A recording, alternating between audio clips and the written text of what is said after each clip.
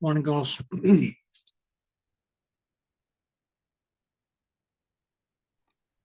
morning. Good morning. Yeah.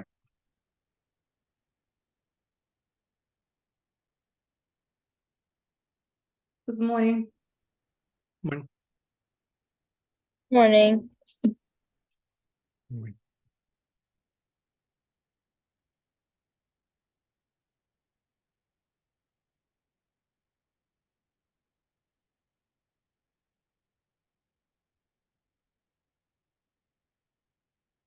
Okay, girls, let's see.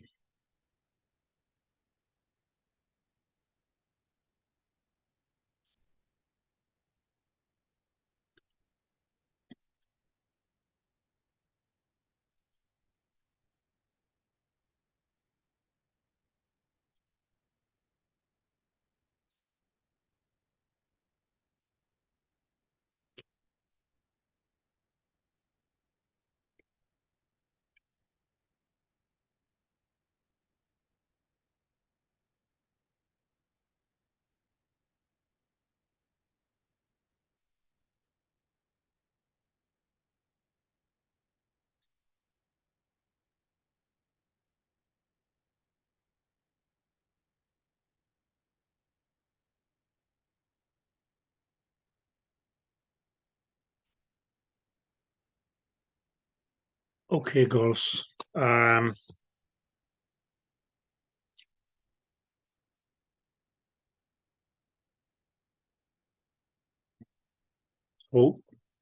any question about your tissue harmonics and or harmonics?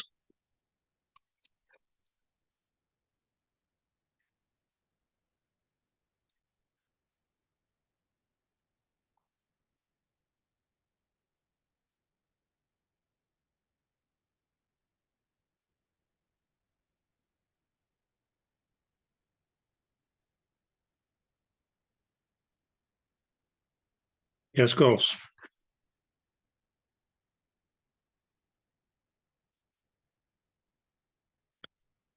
Okay.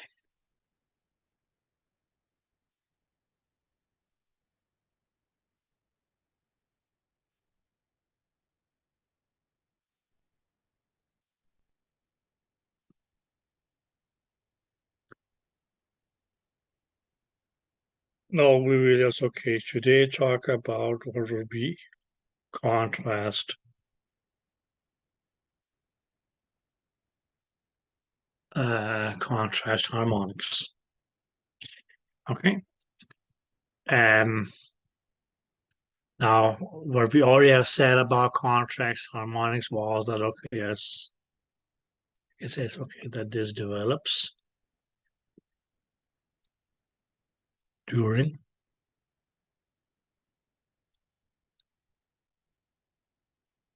reflection. Clear. So this means it's okay, just a point that has been, that is going to that we already have mentioned. Now, girls, when we say it's okay, contrast harmonics, what is actually going to be needed for us to be able to, yes, okay, perform, yes, okay, contrast harmonics, okay, or you can call it, okay, contrast harmonic imaging. We would actually, yes, okay, need a substance that is going to be referred to as a contrast agent. Okay. So yes, okay, for contrast harmonic or for any kind of, you can say it's okay, contrast imaging.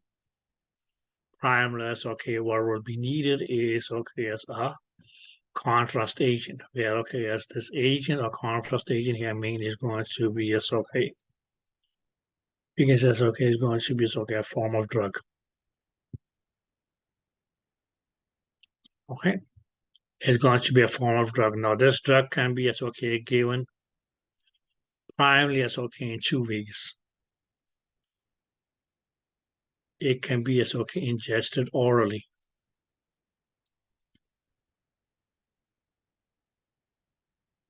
Okay, that you pretty much okay, so ask the person, it's okay to swallow it. Okay.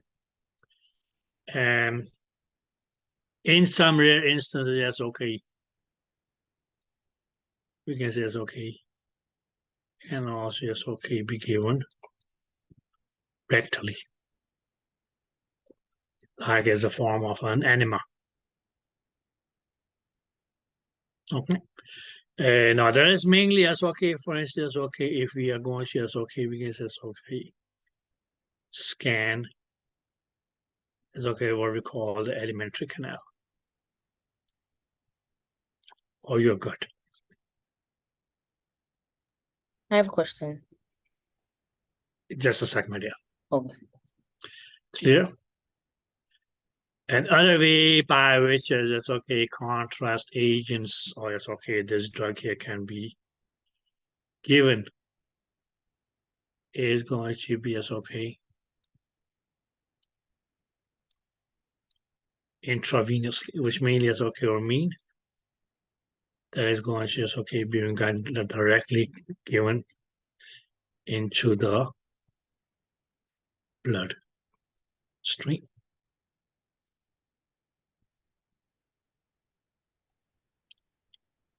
Is that clear? Yes. Okay. Okay. What was your question there? Is the contrast drug, is it similar to the same thing that they give you when you have like a CT that makes your body warm? You go in? Yeah. Yeah. That actually is a contrast agent. Yeah. Okay. Okay. So, well, like I said, it's an agent. It practically is okay is a drug. When we say drug, what do we actually mean by that? It means it's okay going to be as okay some sort of a chemical substance. Okay. Okay. Primarily as okay, there are two.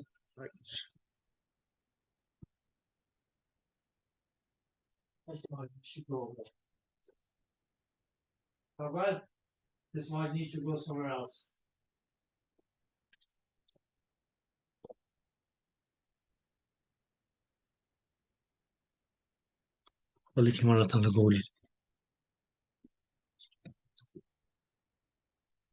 Okay. So primarily, yes, okay.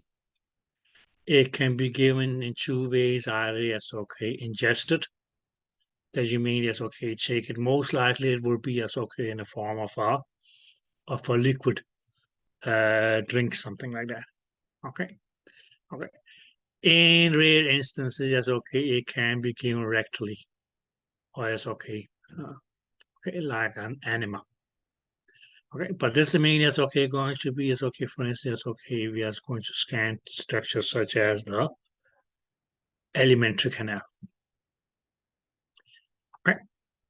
And other ways is that, okay, it could be given intravenously, where it goes directly, as okay, into the bloodstream. Clear? Now that is most likely as okay going to be as okay, especially as okay if we are doing any kind of angiographic scans. Where actually is okay, once you okay, scan the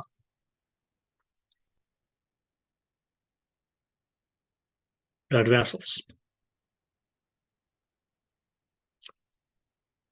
But now comes the question is, okay, why do we call these agents or these drugs here contrast agents? Mainly because they are mainly as okay given to increase the contrast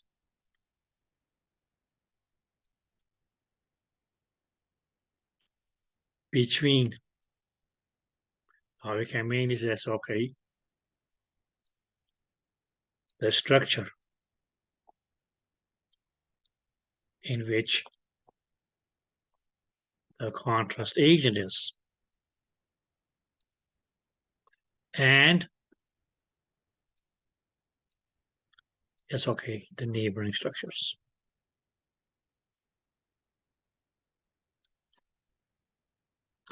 And by doing so, actually, it's okay. It's going to, it's okay. We can say it's okay. Give us a clear and distinct outline of the structure which holds the contrast agent. Okay, and make it more as okay. You can say it's okay, clearly visible on the scan. So what a contrast agent mean is going to be means okay, just a drug that is taken or given to the patient to increase the contrast between okay, the structure that is in which is okay, the contrast agent is found, because it's okay, that's how it was given. And okay, yes, the neighboring structures. Okay.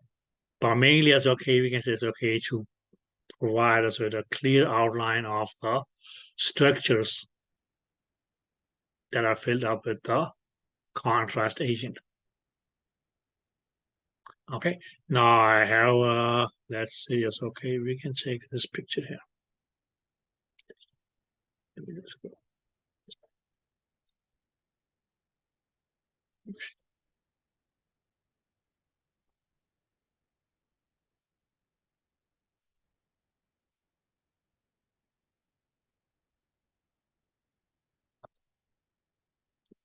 Can you guys see this picture here? Yeah. Right, okay. So what we actually can say is that, okay, yes. Now this is mainly as okay, we can say an image where it's okay, the contrast agent has been, yes, okay, ingested. And you can actually see that, okay, yes. Okay, yes. This here, for instance, is a loop of your gut. You can even say, okay, here. This is a loop of your gut. And you can say, okay, even this here, okay, now this is actually, okay, your colon. Not your colon, but it's okay, colon of, okay, yes, the patient. Clear? Okay, and all this is okay that we see is okay, all this white. That is actually is okay, the contrast agent. But what did that do here? You can actually say it's okay that it make it. You can actually see it's okay, pretty is okay, clear outline of the gut here. Right? Okay. Okay. Now, had you taken, yes, okay, in this case, this is a X-ray or a CAT scan, but had you taken an image without the contrast agent, what actually would have, or what it actually would be like is that, okay, yes, you will not be able to, yes, okay, distinguishly see, in this case, yes, okay, the colon, or this, yes, okay, distinguished from, yes, okay, the other structures in your, in the abdomen, of let's say, yes, okay, the small intestine, and so on, so on, so on. Did that make sense? So mainly as okay, so as okay, make this stand out distinctly as okay from the yes okay neighboring structure. That's why yes okay they gave a contrast agent. So what it actually does is okay, it increases the contrast in yes okay between the structure that has the agent from yes okay the neighboring areas. Did that make sense?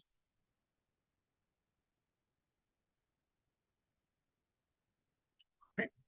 And then of course yes okay you can actually see okay yes this area here is okay not that filled up with contrast. That's probably because yes okay it has already most of the contrast has passed from it's okay this part of the gut here to yes okay there whatever is left.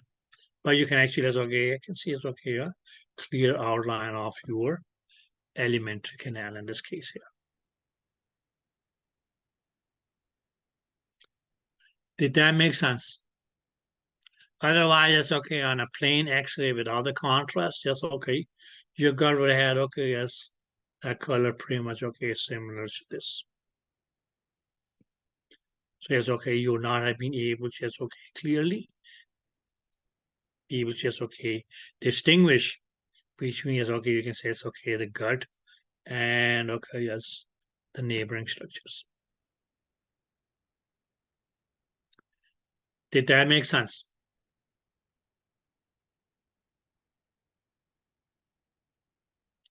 Okay, so this means a contrast agent that the patient will most likely have been asked to drink. Usually it's that chalky-like solution that they call barium sulfate. Okay, and now we can just look at as another example. Let me just wait. My lord.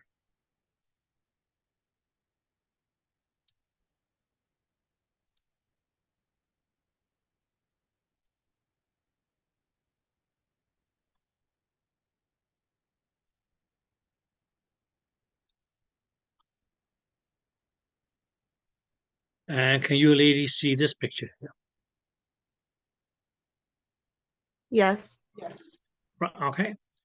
Now, well, this is mainly what we can call an angiogram. Right, okay. But where you mainly you can say that as the structures where we actually have the contrast agent here. Or where we find the contrast agent is your blood vessels. Clear?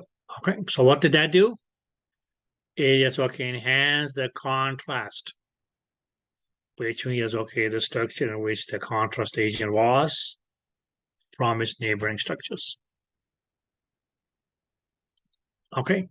Otherwise, you still still be able to say, well, this area here, for instance, still have some contrast agent, not filled up that as clearly as as this area here, for instance, is follow. That says this blood vessel here. But otherwise, that's you mainly will say, well, your blood vessels, which you have here. And it's not going to be looking that much different from the neighboring structures, which in this case will be the brain mass. So mainly to get a clear outline of in this case your blood vessels. Okay. Mainly just to look for different abnormalities, obstructions, for instance, swellings, which would be aneurysms and so on. So it's that they may actually give the patient a contrast agent, which is going to fill up and outline the blood vessels as the blood flows in it, along with the contrast agent. So a contrast agent doesn't mainly just it's a substance that's going to be given by the for the purpose mainly to increase the contrast. Clear? Okay. In the field between the structure or organ in which the contrast agent is running from the neighboring structures. Did that make sense?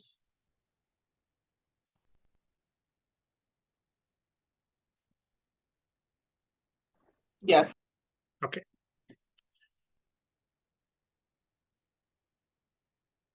So does anybody have any questions yet?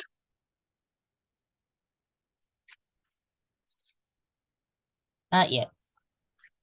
Not yet. Okay.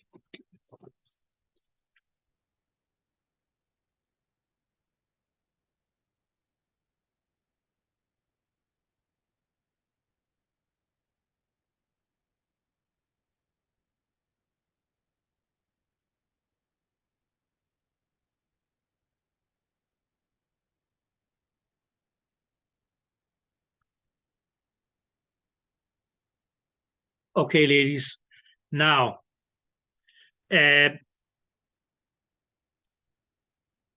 for us, or yes, okay, as long as it's okay, we talk about yes, okay, such as things such as okay, yes, contrast harmonics.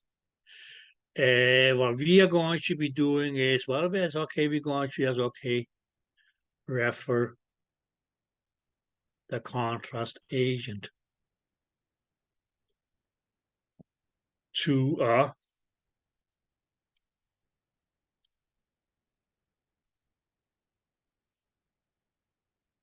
microbubble.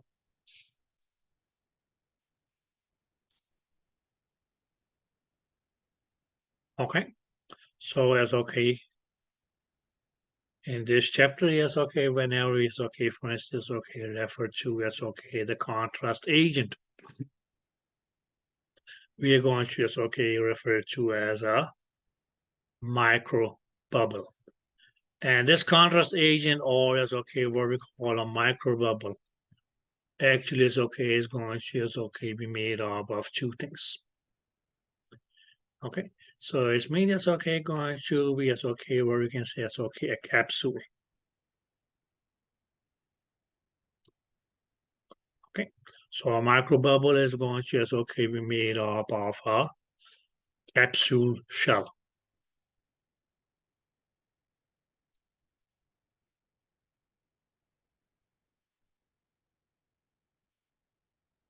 Okay, and what this encapsulated cap shell here is going to hold is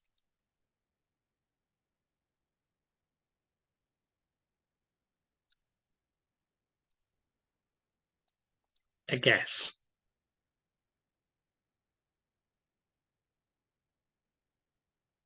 Okay, so what we mainly will see is okay that okay, as at least for us, is okay, we can say it's okay that this microbubble here, which was made up of okay, as yeah, shell plus that's okay, filled up with a gas.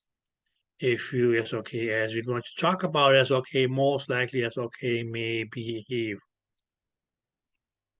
just like a balloon.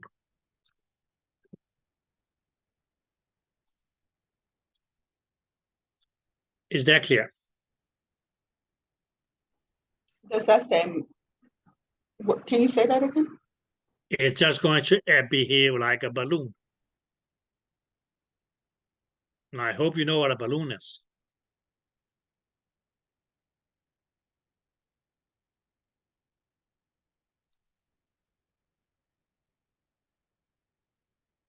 Do you know what a balloon is? Yes. Ah, okay.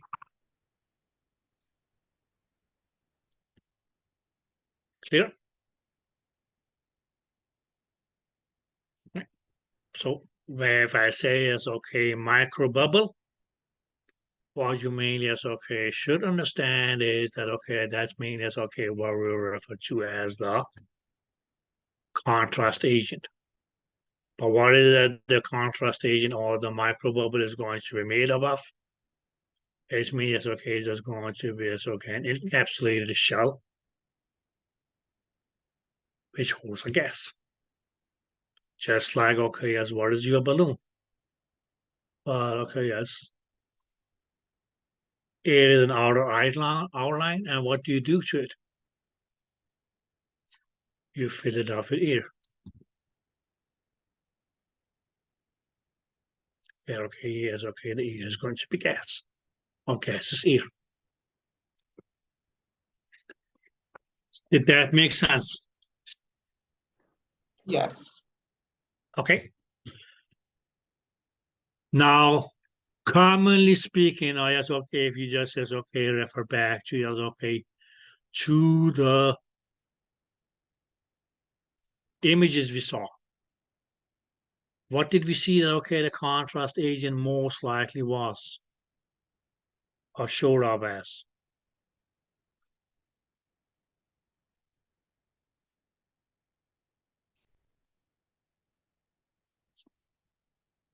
it appear bright, right? Or we can say, okay, that the contrast agent actually is, okay, appear brighter than the neighboring structures.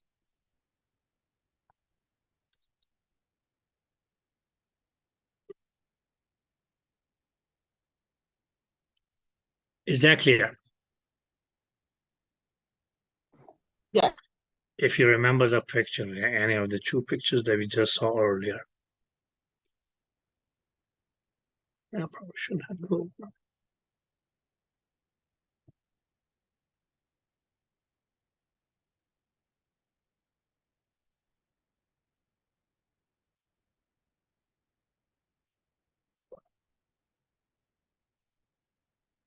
Okay, where we say it's okay now, this is where it's okay, the contrast agent is.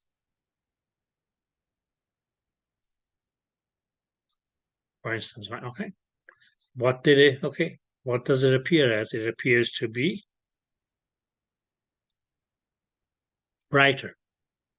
Brighter than what? Yes, okay, we can say it's okay, the neighboring structures. Okay, so most contrast agents that are going to be used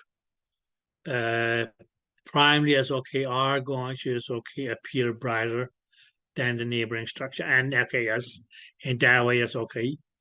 We can say it's okay, create the contrast between it's okay the structure where okay the contrast agent is and the neighboring structures. Okay, but as okay, what we mainly can say is okay that this appearing brighter than the neighboring structures is going to as okay be, you can say it's okay, referred to in one word, which mainly means that okay it appears brighter than the neighbor structures is going to be that okay it will be hyper echoic.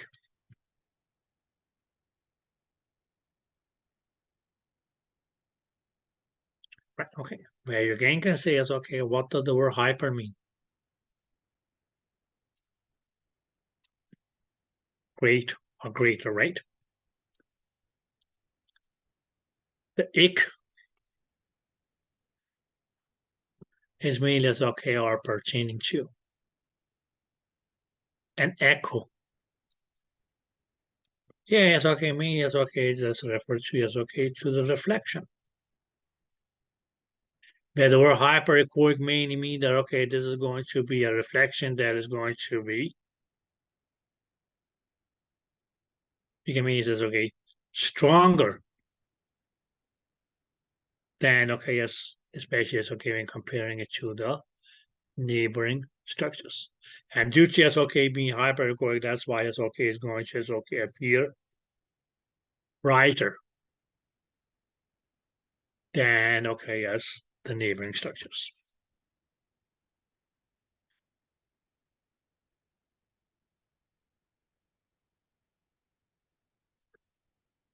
Is that clear?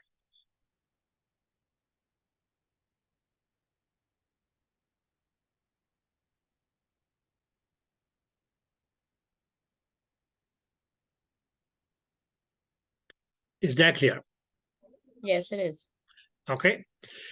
Now most, you can say it's okay, approximately 90% of okay as you were contrast agents that's okay are going to okay produce what we can call as okay hyperechoic, sorry, reflections. Okay, where meaning is okay, will mean that okay as they will appear brighter than the neighbor structures. Clear? Okay. But as okay, if you want to, for instance, okay, visualize a structure that is surrounded by structures which normally as okay on a scan will produce bright reflections. Then in those cases, okay, you may have just okay not you, but okay, as whoever is going to be responsible, as okay, may produce, or as okay, use a hypoechoic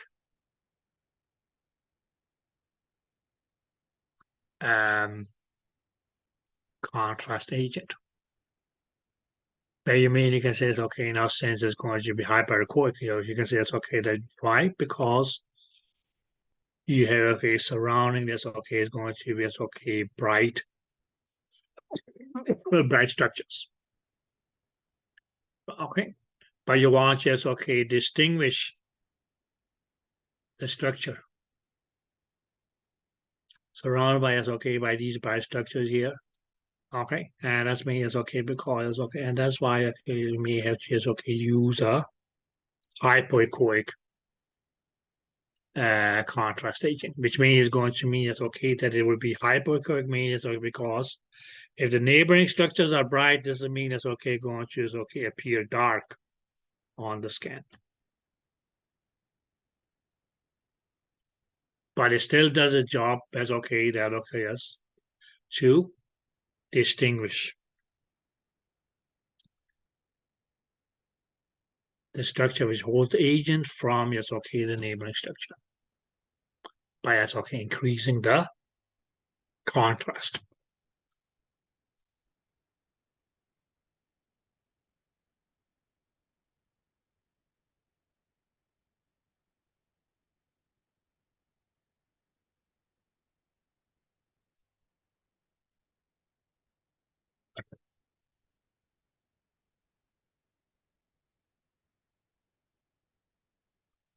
Is that clear? Yeah. Yes. Okay, girls. Now, what did we say about harmonics?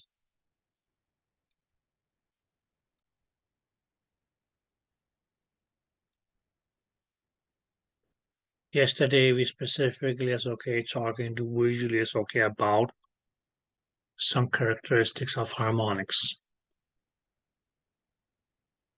Right?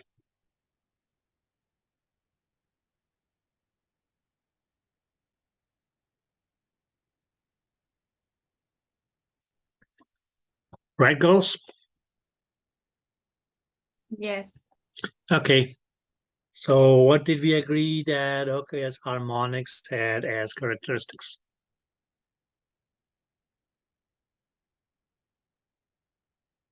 No distortion. Okay. Good job.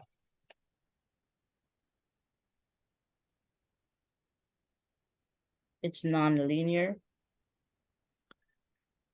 It displays what we can call as okay non-linear behavior, right? Yeah. Well, okay. Clear. And okay, what we also said was okay, harmonics of harmonic imaging is mean is okay going to is okay be the product of okay a strong reflections. But ladies, the main one that okay yes we will be focusing on today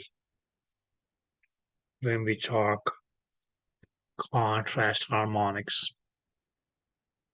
is going to be as okay that this fellow here mostly is going to as okay be dependent upon as okay a non-linear behavior.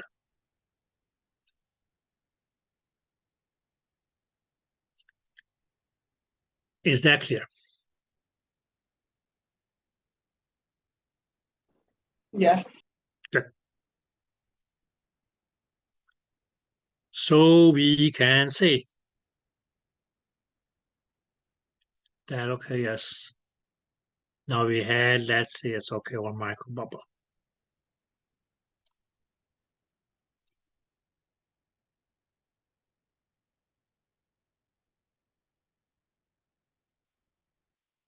This was the micro bubble.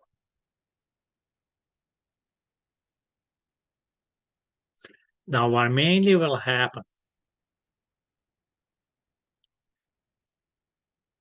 and that's why we say it's okay we had two phases of we can say, okay, the traveling of the sound wave. We had what we call compression. And what did we mean by compression? We can mainly say, okay, that was when, okay, yes, the particles that moved. I mean, that's okay, cause just okay, because it's okay, they're traveling off the sound wave. Were close together, that was what we call compression. Right? Did that make sense? Yeah. Okay. There, okay, the other phase that we had of what we call rarefaction. And what did we say as okay was rarefaction? That means is okay where we had okay, yes.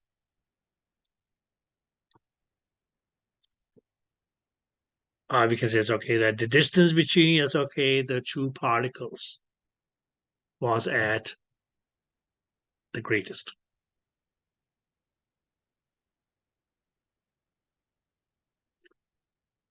Is that clear?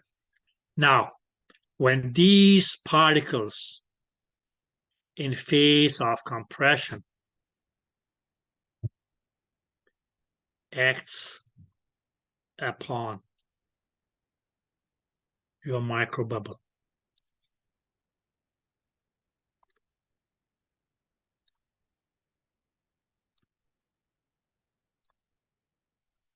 what actually is going to happen during compression is that I can actually say that, okay, it's our microbubble.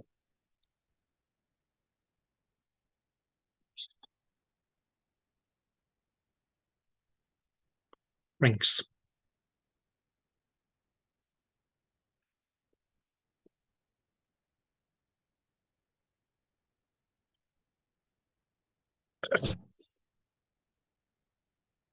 Is that clear?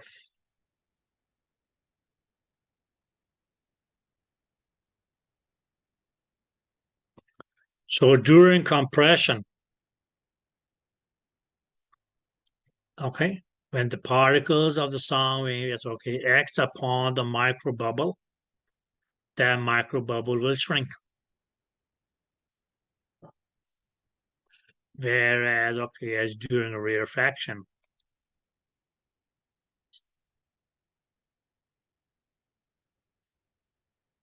what is going to happen that okay, as that microbubble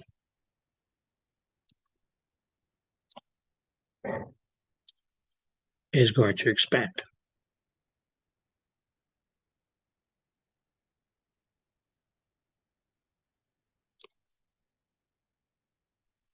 And ladies, that's why I said that, okay, as this thing here is, it acts like a balloon. Okay. Now just think that, okay, as you have filled up a balloon with air.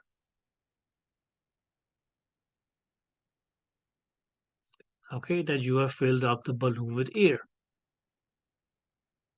Now, for instance, okay, what's going to say, okay, be as okay when we say, okay, comparing it to compression, that you press on the balloon. What's going to happen is, okay, the balloon will shrink.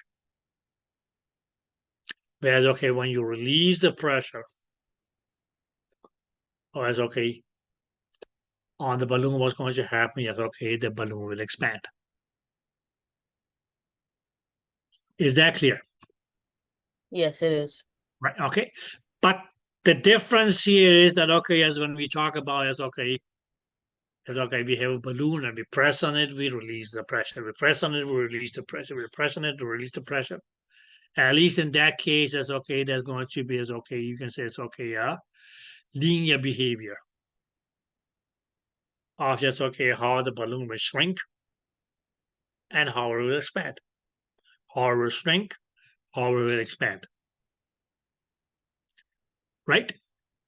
Okay. The only difference here from the balloon is, and okay, as our microbubble is, that we actually is okay, are going to have a non-linear behavior. Oh, sorry. that actually is okay going to be as okay. We can say, let's do it this way. That we will have a, let's see.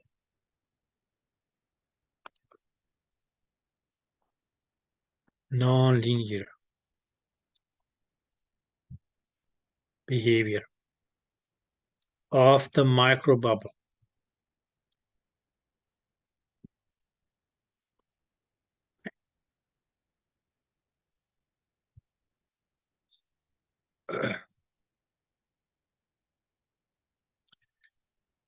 Or is this okay? The microbubbles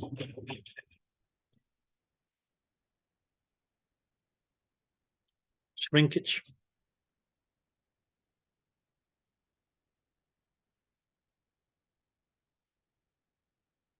And when is it going to shrink?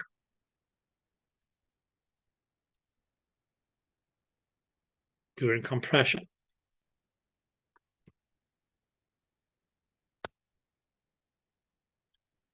Is that clear?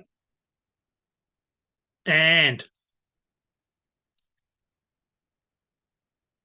we can say it's okay, expansion.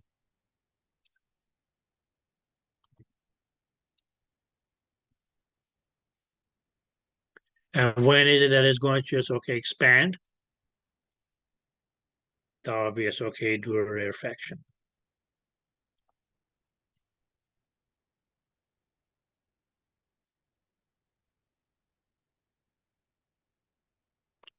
Is that clear?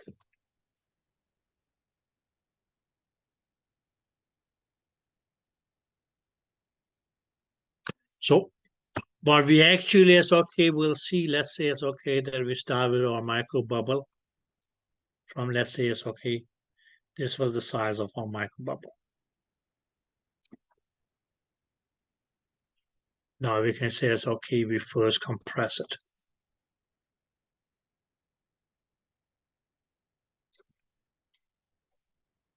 Yeah. Then it's going to say it's okay, be rarefact, which means it's okay, going to mean it's okay that it will expand. So it's going to get this big. Then it's okay, we may compress it again.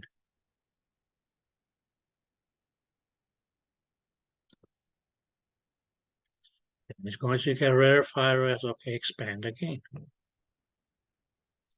This time we get this big. Then we shrink it again or compress it again.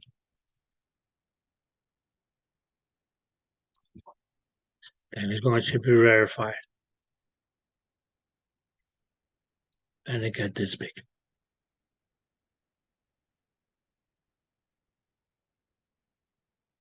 Did that make sense?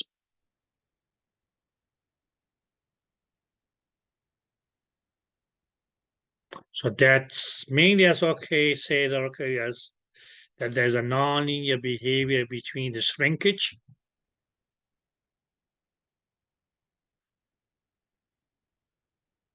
of the microbubble and the expansion of the microbubble.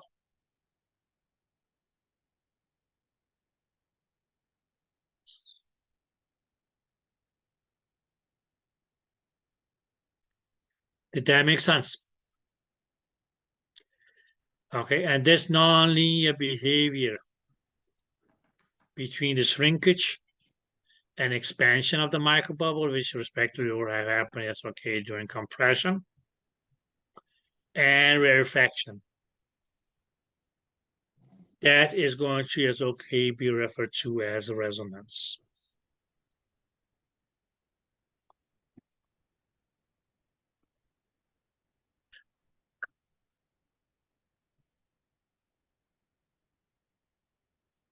Is that clear? Yes. Okay. And what you actually, that's okay, may see for compression to compression to compression is okay, in between is okay, which we have an expansion, expansion, expansion. Okay. Okay. That okay, as what we actually end up with is that okay, as we can mean, it's okay that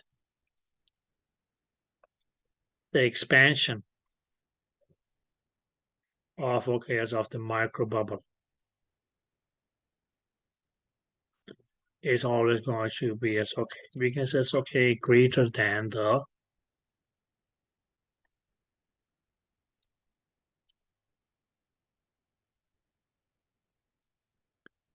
shrinkage of the microbubble.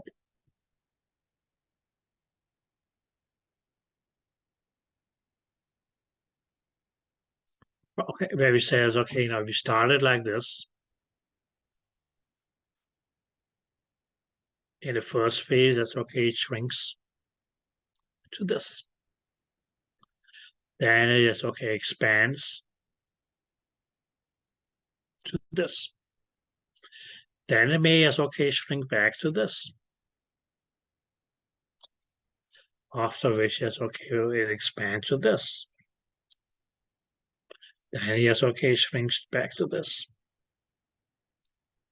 And then yes, okay, well, you can say it's okay, expand to this.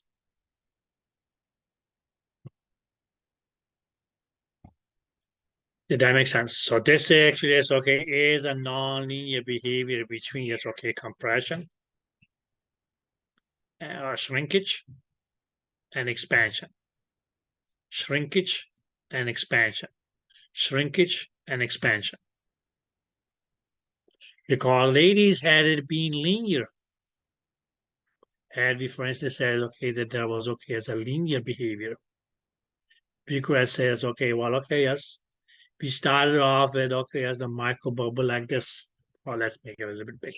That's fine.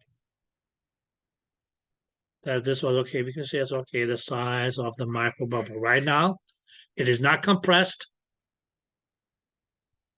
by the sound waves. It is not rarefied by the sound waves. But when it shrinks, for instance, it's okay, it will shrink to this size here. That says, okay. That because, okay, it's okay as a result of compression by the particles that will shrink and rarefy as, okay, to cause, okay, the sound wave to travel. But when it expands, meaning it's, okay, because of rarefaction, it will expand to this size. But yes, okay, when it shrink again, yes, okay, we'll shrink back to this size. And again, yes, okay, we'll expand to this size. Clear? So that would have been an example of a linear behavior. But what we see here is that, okay, yes, there's a greater expansion of the microbubble. When does this expansion here happens? Because, okay, that's we can say, okay, was during rarefaction. Okay, then the shrinkage of the microbubble. And when is that the shrinkage of the microbubble happens? That is, yes, okay, mean yes, okay, during compression. Yeah. Okay. So that is a non-linear behavior. And what do we call this non-linear behavior? That is going to be referred to as the resonance. And it's actually, it's okay, as a result of this resonance here, it's okay that we end up having our, again, our contrast harmonics. Clear?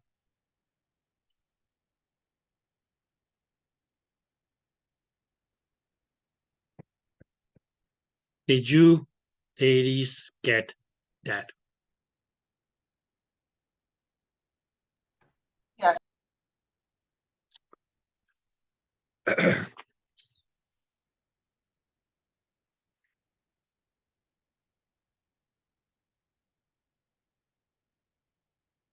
Now, if you recall from yesterday, what did we say? Now we said, okay, we had two phases. We could say, okay, we had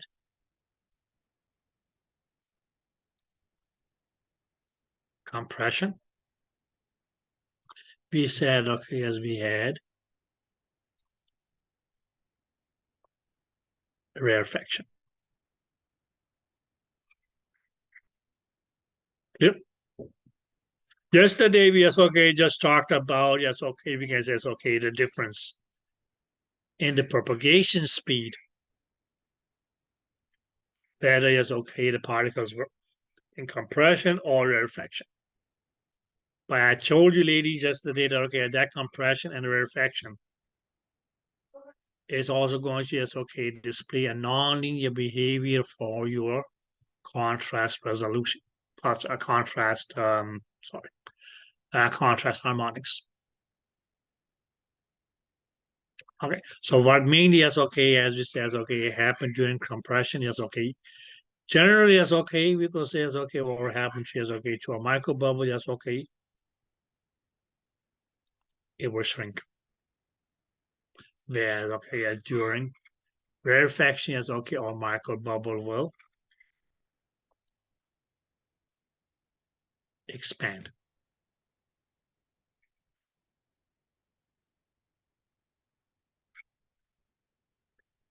Yeah. So what mainly is okay. Now, okay, we're just going to just okay make a flow chart.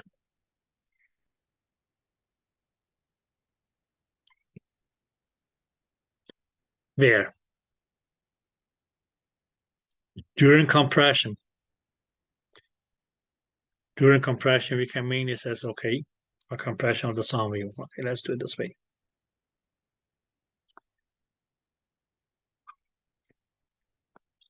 The sound wave. What that is going to do is going to just okay cause an increased pressure on the microbubble.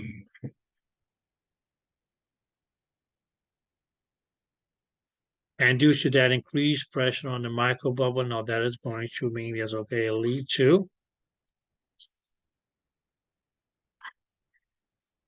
shrinkage of the microbubble.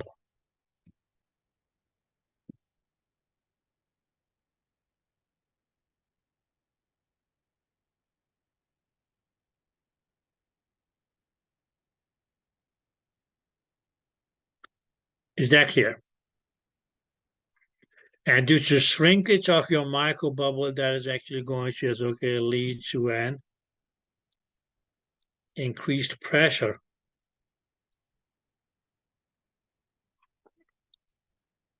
inside the microbubble. Why? Because of being okay reduced area of the microbubble. So you can mean says okay that the gas inside the microbubble is going to be pressing more up against the walls of the or shell of the microbubble. Where we can say the exact opposite is going to just okay happen during rarefaction. Okay, where we can say it's okay rarefaction of your sound wave.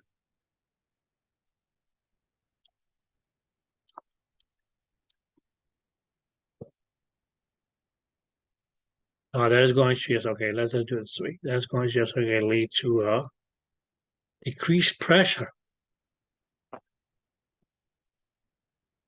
on the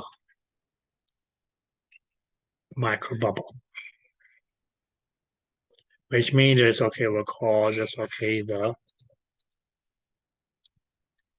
or lead to expansion of the microbubble. And we can say okay, as a result of that expansion of the microbubble, that actually is okay will be is okay a decreased pressure inside the microbubble. Primarily due to what? To just okay that increased area of the microbubble.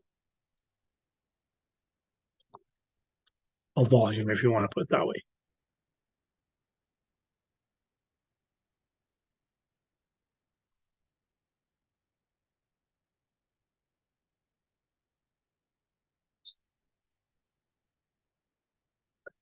Okay.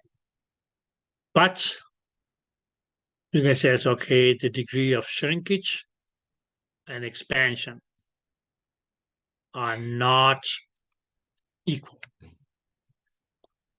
And since it's okay, they are not equal, that makes it a non-linear behavior. And this non-linear behavior of the shrinkage versus expansion of the microbubble was what we called resonance. Where we actually, it's okay, we'll see that, okay, there will be more expansion every time, yes, okay, as sound wave, yes, okay, rarefies compared to, yes, okay, the compression.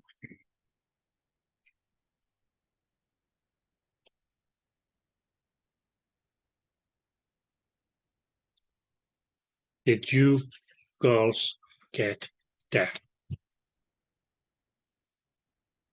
Yes. Now, another thing is going to be, yes, okay, we can say, it's okay, we have these different levels of expansion here.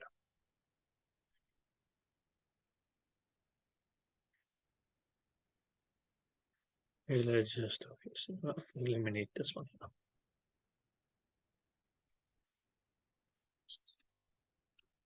Okay. There, okay, yes, it's even going to be, yes, okay, when is it that the contrast agent,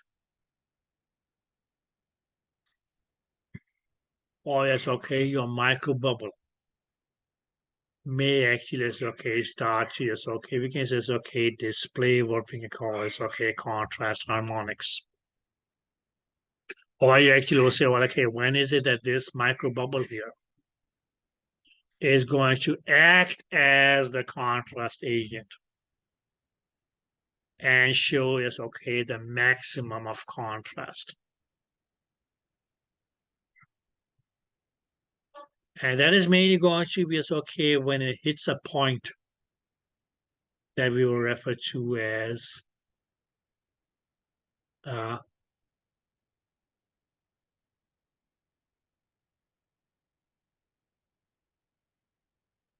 let's do this. Let's go there.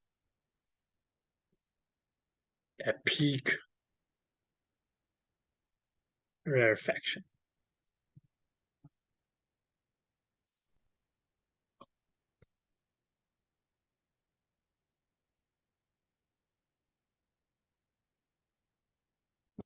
Which you mainly also, well, okay, yes,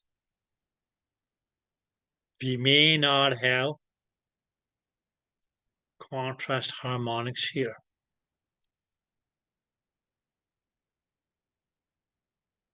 Although, yes, okay, it is rarefied, but not rarefied enough, it is not expanded enough.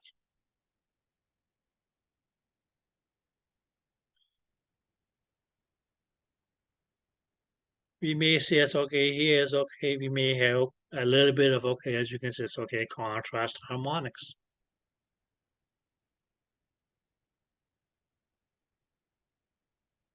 Here is okay, it may is okay, we a little bit is okay, more clearly visible. But for H, yes, okay, actually, it's okay, reach to, yes, okay,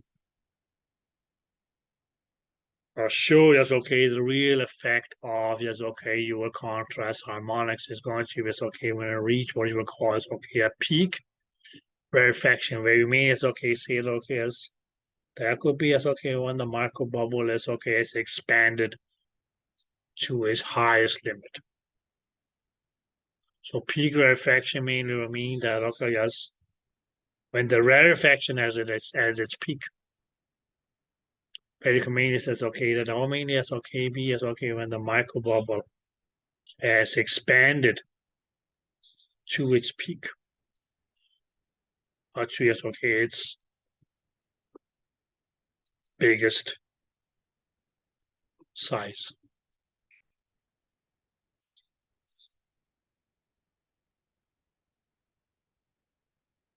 Just like a balloon. Okay? But the thing is, okay, how is that you're going to make a balloon to expand more and more and more and more?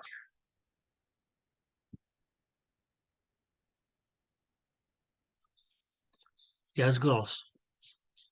You have a balloon, you have your good lungs or a pump. By filling it with more air. Exactly. Clear? Theoretically, that's okay. That's how you will actually, that's okay, make the balloon to expand more. Clear? But here is okay, we say, okay, how is it the micro bubble is going to expand more as okay when the rarefaction is at its peak. Clear? Okay. How is it going to be as okay? The rarefaction will be at the peak because okay, between as okay from as okay returning back from each compression, it will expand more and more and more each time. Clear. So when it expands to as okay, we can say as okay uppermost limit. That will mainly be referred to as okay as the peak rarefaction. Is that clear? Now, what happens to the balloon if you still pump more air into it?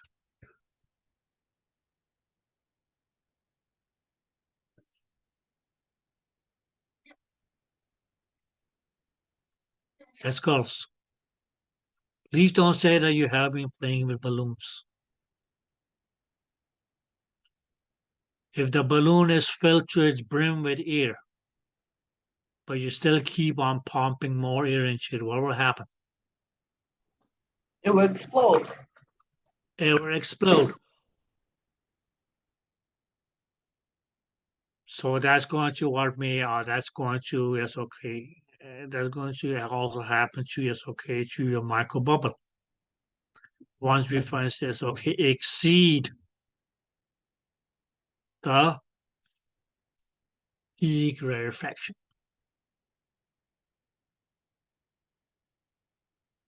Ultimately, yes, okay, the microbubble will explode.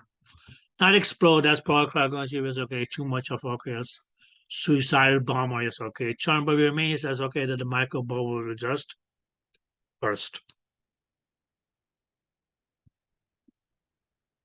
Okay, so that will be as okay a mechanism by which we actually as okay will be able to as okay we can say as okay get rid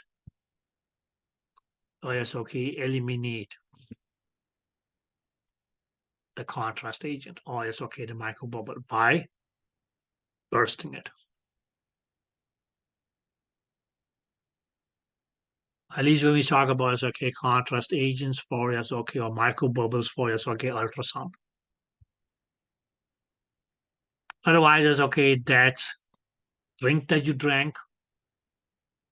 That's okay. It's going to just okay be pooped out in okay as a span of 2 or 3 days.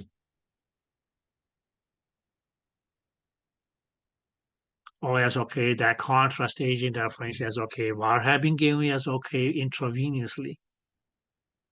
Most likely it's going to just okay be peed out. Clear? But we here as okay in ultrasound actually as okay can as okay cause a such extent of okay its expansion of the microbubble that it actually as it will burst.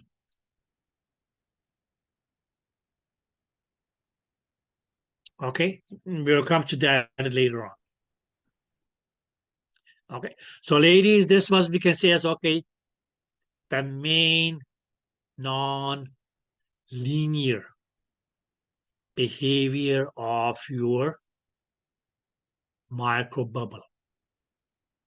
Or we can say as okay contrast agent, which is going to lead to contrast harmonics.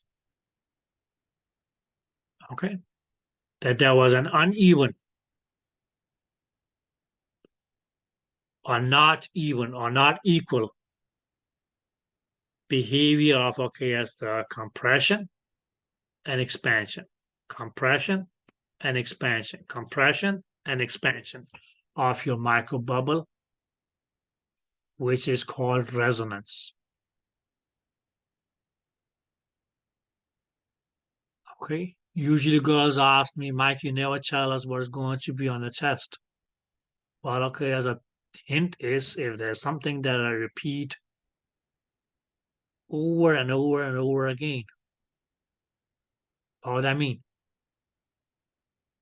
It's important to remember. Because you most likely, yes, okay, will be asked about it on the test. Okay, so please make sure that you know what, just a segment here. Please make sure that you know what the hell resonance is.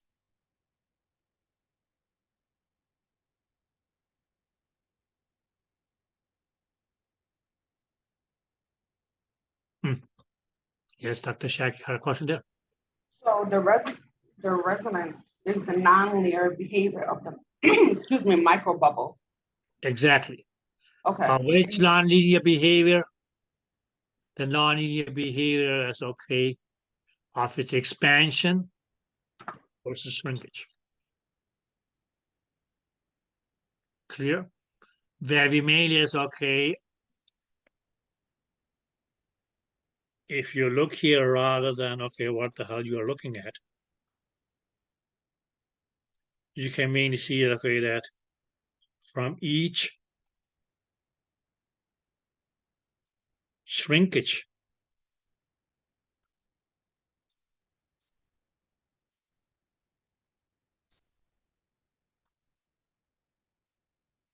right?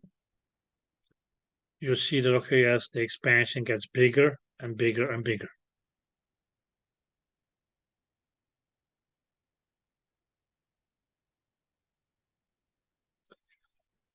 Clear? And that uneven relationship between, yes, okay, the shrinkage and expansion, from shrinkage to expansion, from shrinkage to expansion. Or even if you go here, it's okay, expansion to expansion to expansion. Okay, is what you will call resonance.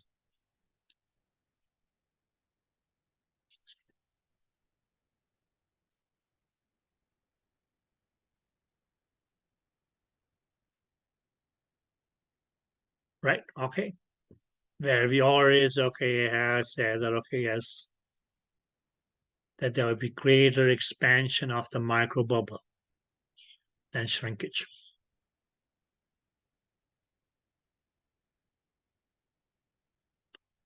Okay, what causes expansion? That means that's okay, what's going to happen to the microbubble, that's okay, during rarefaction. What did we mean by rarefaction? That, okay, as your particles were at a greater distance. When is it that a microbubble is going to shrink? That is during compression. What do you mean by compression? That's when the particles of the sound wave are going to be closer to one another. Very convenient says, okay, that compression actually is going to, okay, put a pressure on the microbubble.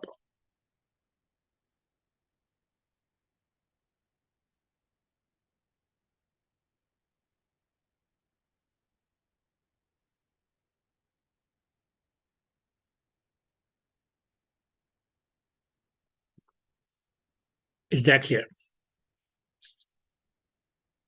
So that is, okay, as one.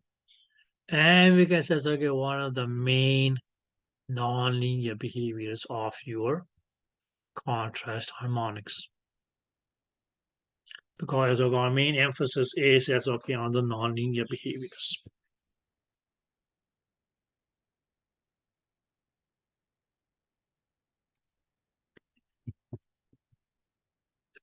Is that clear? Okay. So just take, okay, as we can say, okay, should give you, okay, ladies, 15 minutes. Try to read on this first nonlinear behavior. And when we come back, it's okay, we will talk about things such as your mechanical index. Okay, what the blue that is, and okay, as what the relationship that you need to know about the mechanical index, and okay, yes, as a relationship to rarefactions and frequencies. And yes, okay, your contrast harmonics. Okay, so should I say I see you goes back at 10:30ish?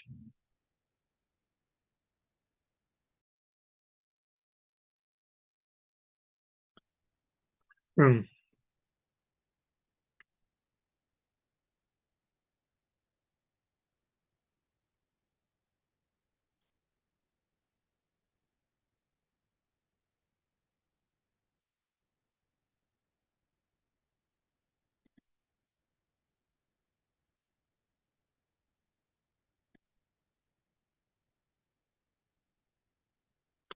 Okay, ladies, welcome back.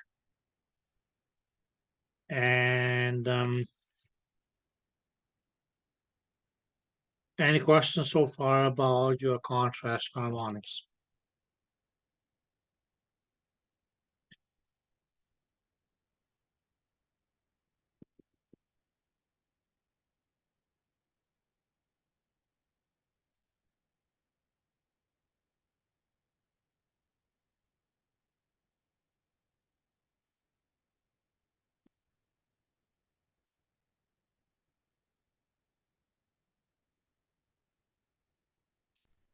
No?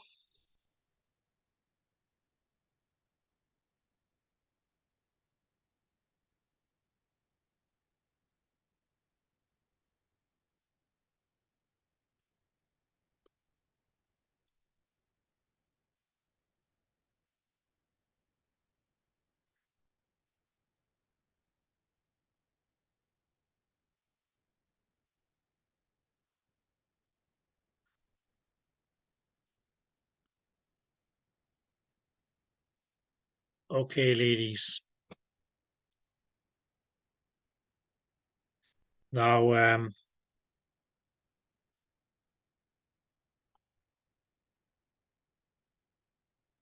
going to be talking about is okay, what we can call is okay, a mechanical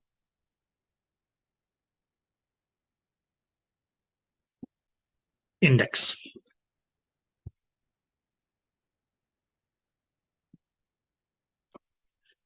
Yeah. Okay, and now the index is okay. Okay, we can look at it in two ways. Mainly as okay that it will be as okay an indicator.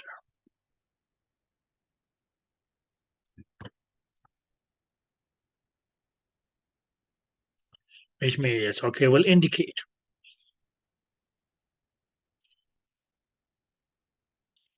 Right? But what is going to be taken as an index or an indicator here is okay. It's actually is okay going to be as okay a numerical value.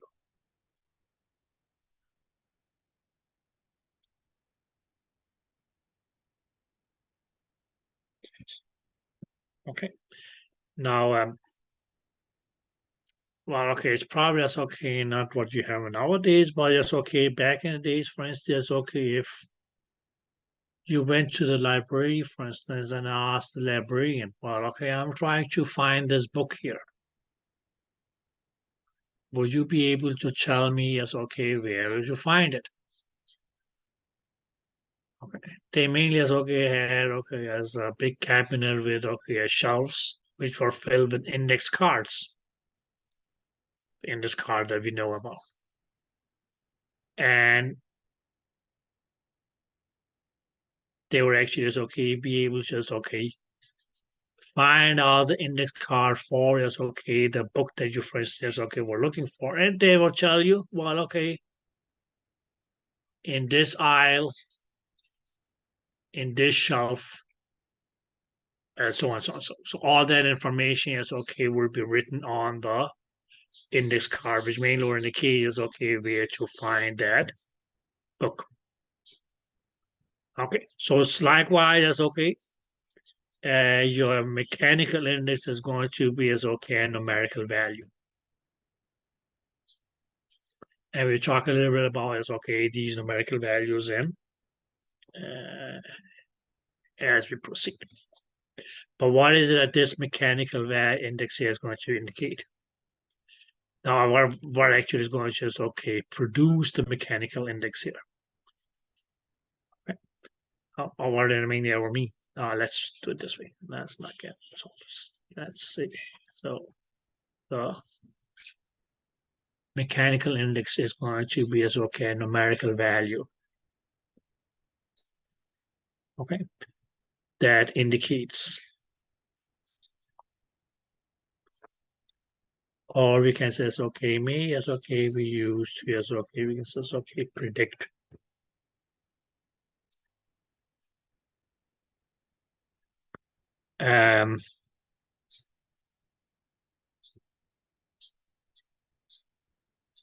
Indicates, let's say, it's okay.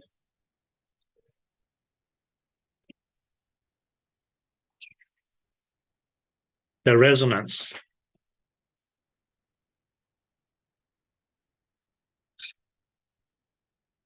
of the contrast agent. Now, what did we mean by as, okay, resonance? There was that uneven or unequal expansion and shrinkage of the microbubble.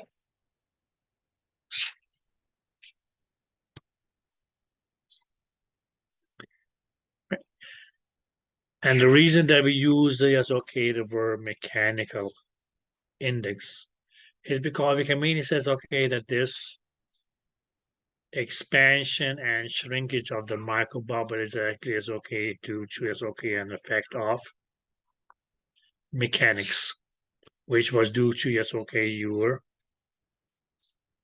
compression and rarefaction. Clear? So the numerical or mechanical index mainly as, okay, is going to be as, okay, a number. As, okay, it's going to as, okay, be expressed in, okay, as numbers 1, 0.1, something like this. Okay, and what is that going to indicate? The resonance of the contrast agent. Okay, and what was, okay, the whole thing of the resonance of the contrast agent?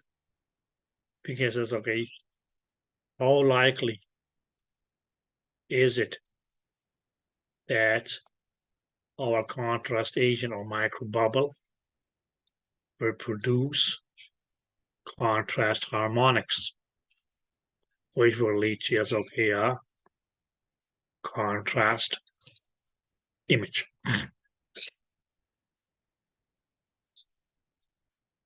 Is that clear?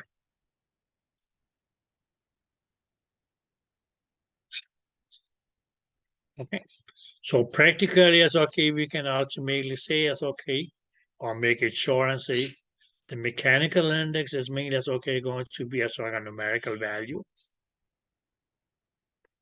that is going to as, okay, indicate or try to indicate whether as, okay, our contrast agent is, okay, will produce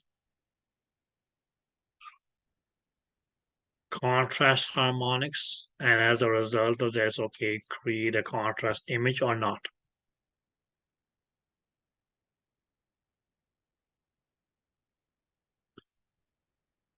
Did you ladies get that?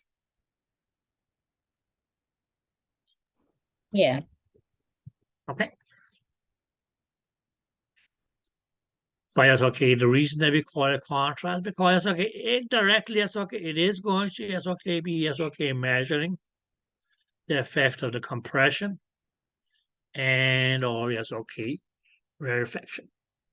The reason that they use the word mechanical because it's more of, okay, as some sort of mechanics that plays a role as, okay, and okay, as, and is going to be as, okay, indicated as a numerical value. So the whole value of, okay, the whole point of, okay, referring to as an index is because it will be as, okay, a numerical value that will indicate. Here, Well, okay, primarily as okay, your compression and expansion. But we know that it is compression and expansion. Oh, sorry, compression and rarefaction leads as okay to as okay shrinkage and expansion of your microbubble. So we can actually use okay as if we have used a contrast agent, we can actually okay use this mechanical index here to determine well okay yes is the mechanical index at the right level now to yes okay that we get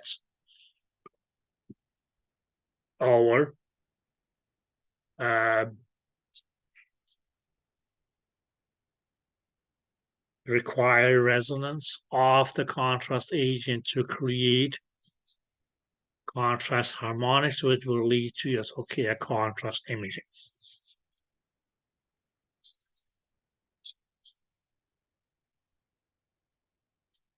Did you guys get that?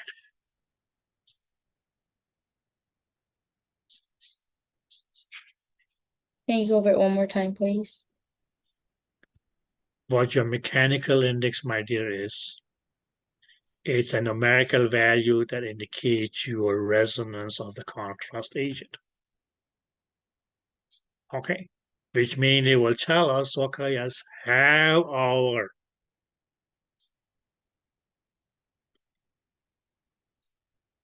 contrast agent reach the resonance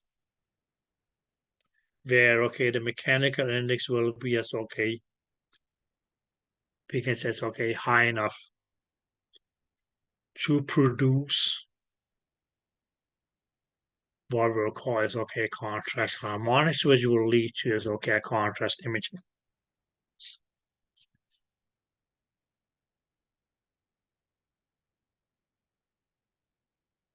Okay. Did you get that here? Yeah. Okay. Now, if you look in your book, and well, okay, yes, you will find it, okay, it's on page 200 and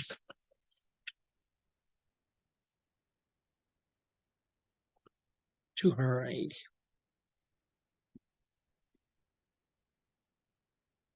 You actually, as okay, will find an equation that says that's okay, mechanical index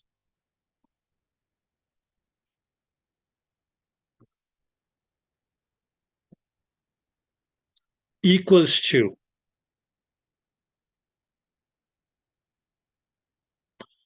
now mainly as okay, two things.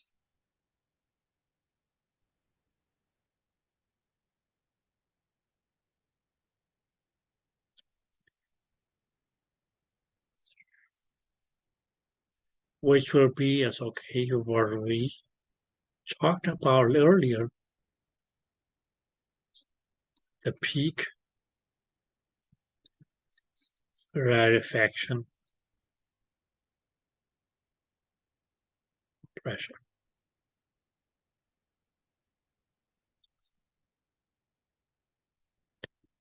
Okay.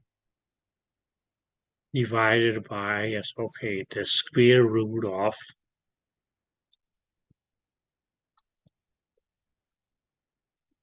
frequency.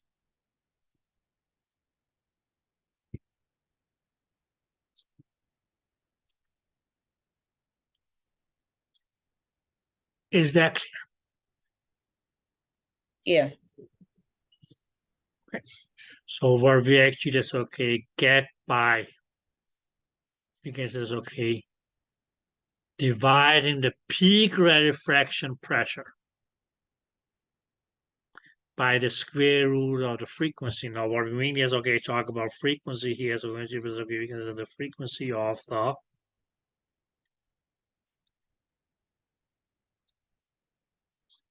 transducer. That okay was okay as a numerical value, and that numerical value will be our mechanical index. Okay. Now, if you guys want to take a sigh of relief, I will mainly say is okay, goals you don't need to know how to calculate the MI.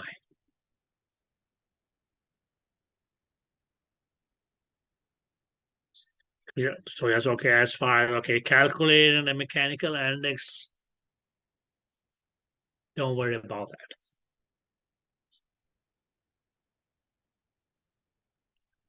Is that clear? Yes. But what you need to know is you can say you need to know the equation. Because by knowing the equation, we mean we'll be able to know the relationships. And when I say that yes, ultrasound physics is not all about the calculations. When we talk real physics, then you will have to know how to do the calculations and so on. But that's not what we're doing here. Our main thing is going to be the relationships. So yes, from our equation here, what can we say?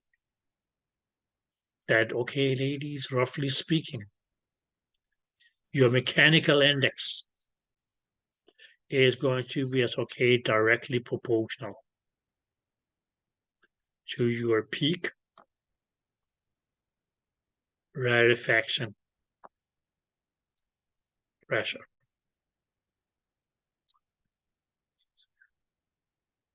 Which mean or mean. Roughly we can say that if we have a greater peak rarefaction pressure, that will lead to a greater mechanical index. And or vice versa.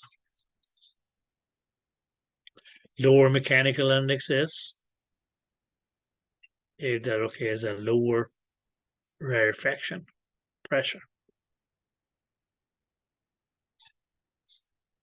Clear? So your mechanical index is going to be directly proportional to the peak rarefaction pressure.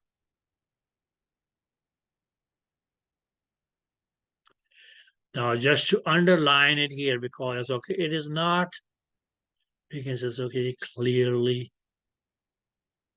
mentioned in the book, but what we actually is the pressure that we actually are referring to here is, we can say will be the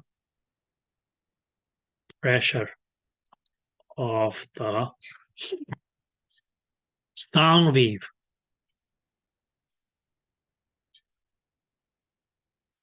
upon the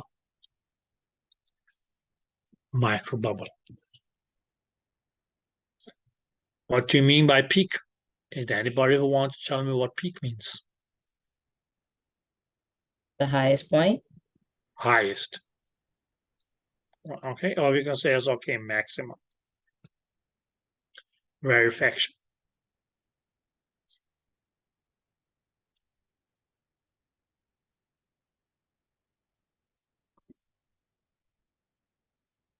Second relationship is you should be able to see well, that we can mean says that your mechanical index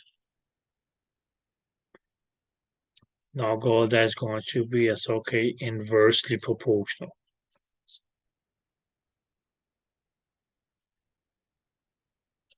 Now just here it's you can simply disregard the square root, because you take the square root of a bigger number is always going to be bigger. You take the square root of a smaller number is always going to be smaller. So here we can mean is just say that your mechanical index is going to be inversely proportional to the frequency. And when we say frequency here is we mean is we're talking about is the frequency of transducer.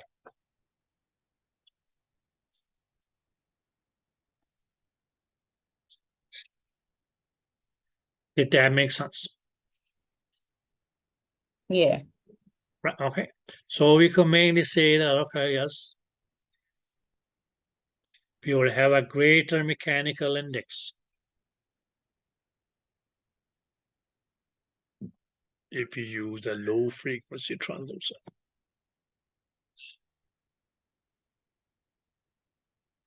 Contra 2, yes, okay, the mechanical index would be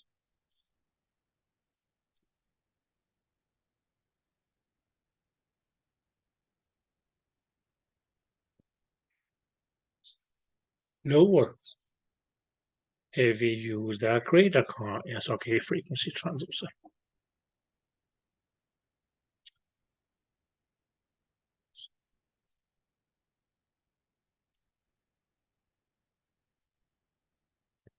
Is that clear? Yeah. Okay. Now, girls, if you, yes, okay, just look at page 280.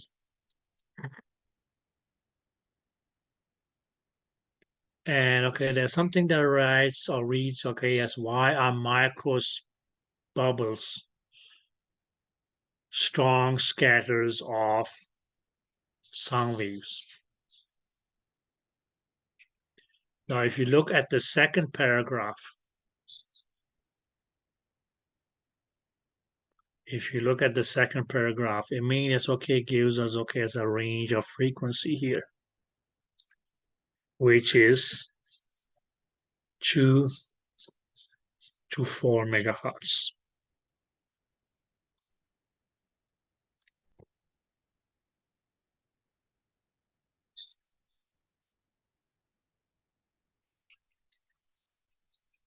Okay, which is 2 to 4 megahertz. And what they mainly say is, okay, it happens at this 2 to 4 megahertz.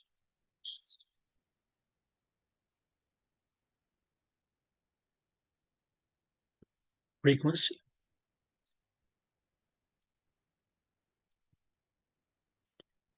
That's where the mainly says, okay, so at this frequency is, okay, of 2 to 4 megahertz, you can say, okay, that the size of the microbubble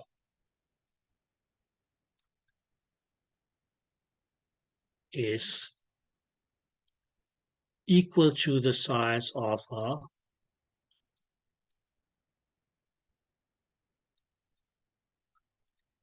red blood cell.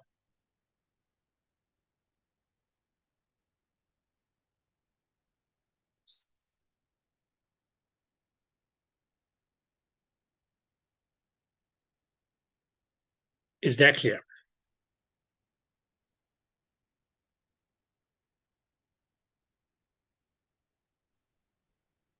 Yeah. Now, yes, okay, but we may have, okay, yes, we may, yes, okay, see that, okay, yes, the microbubble may get, okay, slightly bigger.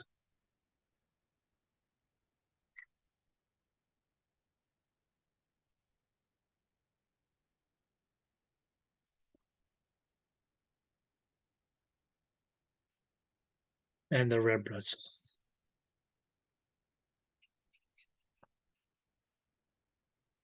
But that increase of the size of the microbubble actually, that's okay, should be enough to make this, okay, cause the microbubble to, yes, okay, burst.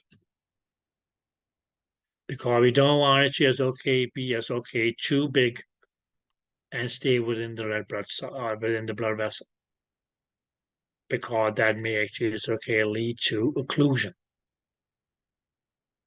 or blockage of the blood vessels. Okay, so this frequency here, yes, okay, ladies, is important. That, okay, it's at a frequency of 2 to 4 megahertz. That's okay, the size of your microbubble is same as that of your, what you want to call it, red blood cell.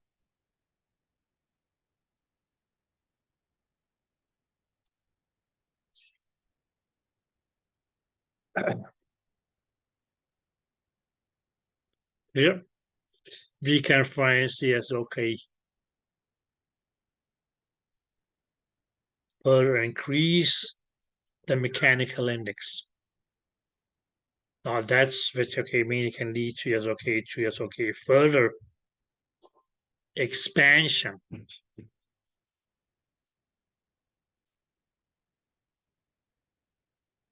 of the microbubble. Okay. Did that make sense? But how is that going to be achieved? By reducing the frequency. So by reducing the frequency, what's going to happen? Well, okay, the microbubble may expand. But what that expansion actually is going to cause is leading to is okay bursting of the microbubble. Because you don't want it to okay, just keep on just okay expanding and expanding and expanding and expanding to get so big that it actually is okay will be able to just okay necessarily block a blood vessel.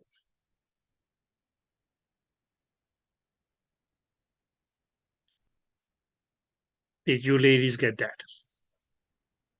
I have a question. So the expansion of the micro bubble, it will cause it to pop, so it won't be as big in the blood vessel. You can say my dear. And we're going to talk about that in just a little bit. That okay, it's just like a balloon.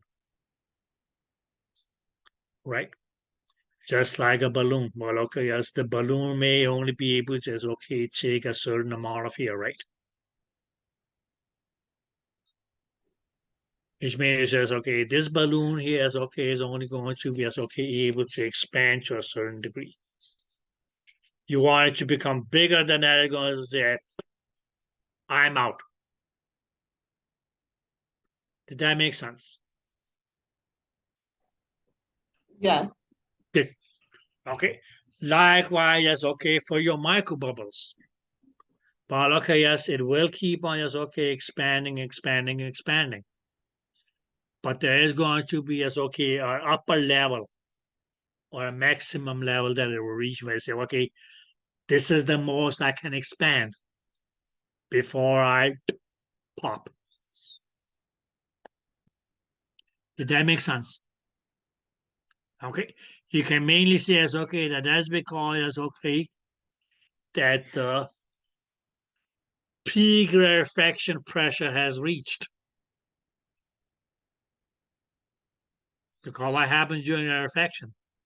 Each time there's okay rarefaction, the microbubble is going to expand more and more and more and more.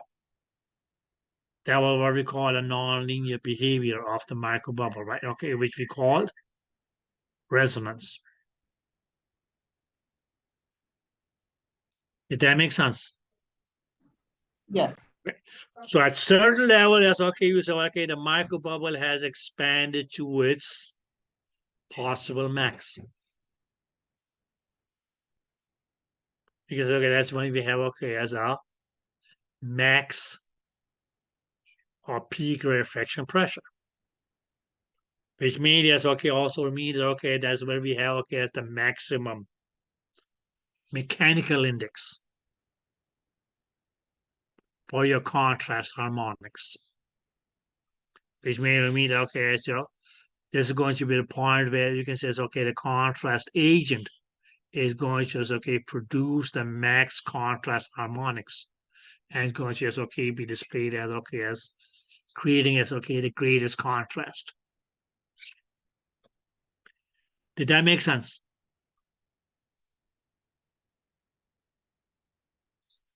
Did that make sense? I got lost. I got up to the peak refraction pressure. I understand that. And then afterwards I got kind of lost. Okay. Because the greater you can say it's okay when you have a greater peak refraction pressure. What did you have as a mechanical index?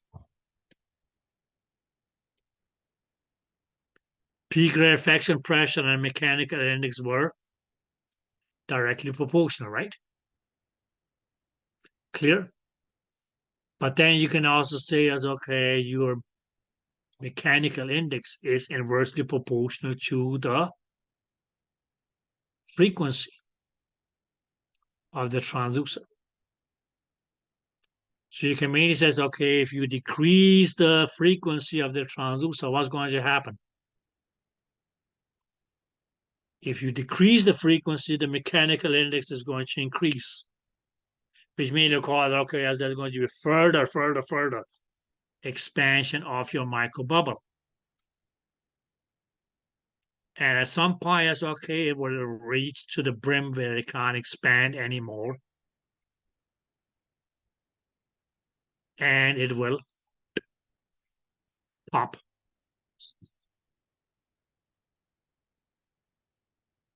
Okay. But as far as your mechanical index is concerned, just keep, just okay, for now, it's okay, just keep the relationships. That your mechanical index is directly proportional to the peak rarefaction pressure.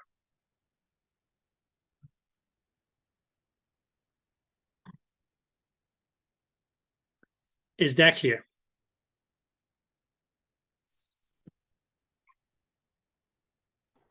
Yes. Right, okay. Likewise, your mechanical index is going to be as okay, inversely proportional to the frequency. Now, when we say frequency, yes, okay, that's going to be as okay, the frequency of your transducer. Which mainly mean that, okay, yes, if you increase the peak, if you decrease the peak rarefaction, if you decrease the frequency, what's going to happen? There's going to be as okay, an increase in the mechanical index. And what was it that the mechanical index was? It was a numerical value of the resonance of your microbubble. What was the resonance of your microbubble? That nonlinear behavior between expansion and compression or shrinkage of your microbubble.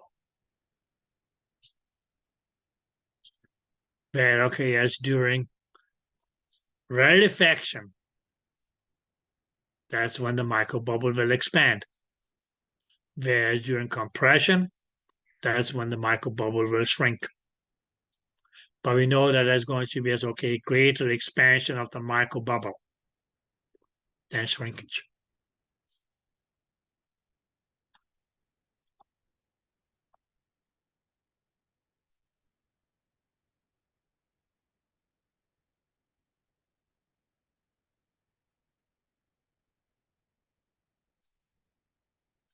My dear,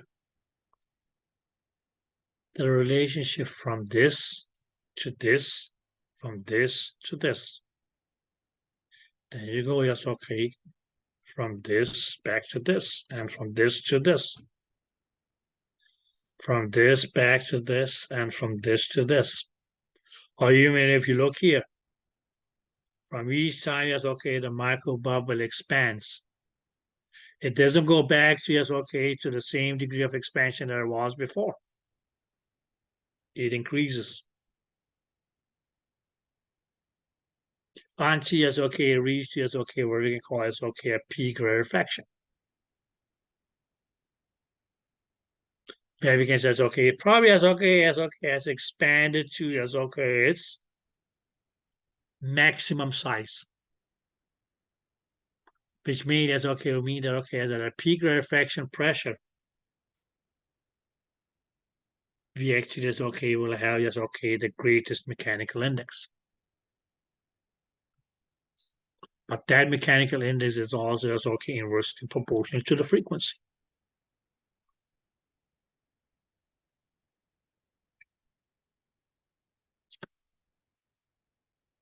Did you get that?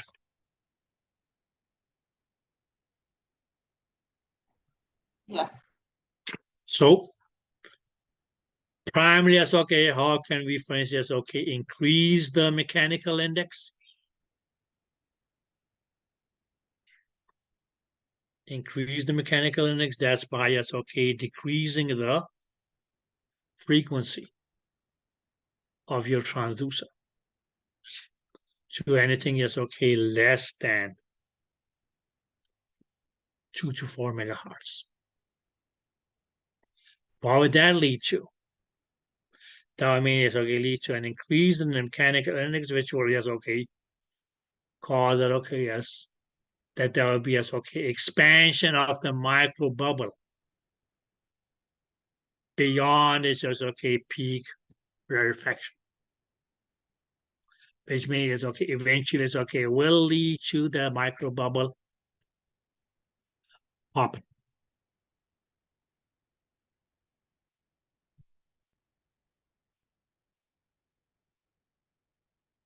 Did that make sense? So a method by which we can get, you can get rid of your my contrast agent is by increasing of the mechanical index. How can we increase the mechanical index? By reducing the frequency of the transducer. Because a fall in the frequency of the transducer will lead to an increase in mechanical index. An increase in mechanical index will cause an increase in the peak rarefaction pressure. And say, well, okay, this is going to be a pressure that's going to be beyond the extent of pressure that the microbubble will be taken in terms of expansion, where it will pop. And that's why I say, okay, if you know how a balloon behaves, you can make it okay, as I expand the balloon beyond its ability of expandability, it will pop. If you say I'm too old to be playing with balloons, well, okay, my dear, you have a car, it has tires, just keep on pumping air into that tire, and eventually it's okay, it will. What will happen? Boom. It will pop. Exactly. But that's what you see as okay during the summer. Why is it that your tires usually is okay pop during the summer? Because of the heat. Yeah. Okay, so what did that heat causes? The gas in your tire or the air in your tire to expand. And okay, as if that expansion is too much for your tires, then okay, it may say boom.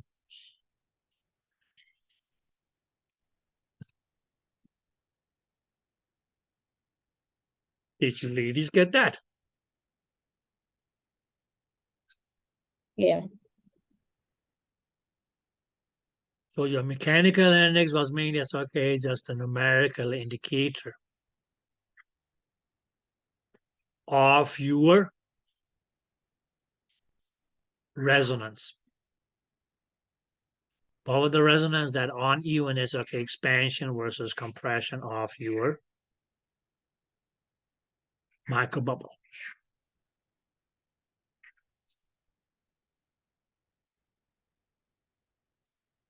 Okay.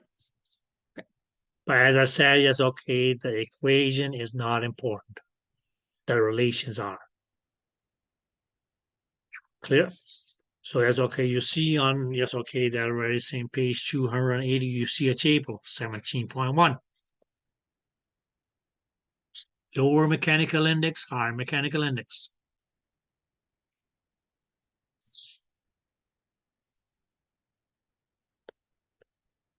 Do you see that? Yeah. Good. Mark that one. All right. So what I'm going to give you is okay, a lower mechanical index. if you have, okay, as a lower pressure variance High frequency or lower peak or rarefaction pressure. Clear? yeah. Okay. How may you get that? By a higher frequency. Clear? On the other side, lower pressure. I here to say variation bias. Okay, that's going to be a lower uh, peak rarefaction pressure. Okay, so a higher peak rarefaction pressure is going to give you a higher mechanical index. How do you get that? By a lower frequency. A frequency which will be lower than 2 megahertz. Because at a range from 2 to 4 megahertz, well, what did I just say? That means it's okay, just creating it's okay, mechanical index on your microbubble, where the size of your microbubble is the same as that of a red blood cell. So it's not too small. It's not too big. Why is it that you don't want your microbubble to be too small? Because if it's too small,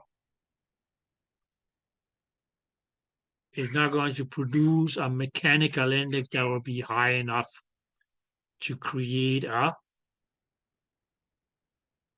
contrast harmonics. And if you don't have contrast harmonics, even though it's okay, you gave the patient a contrast agent, well, okay, you will not have contrast imaging.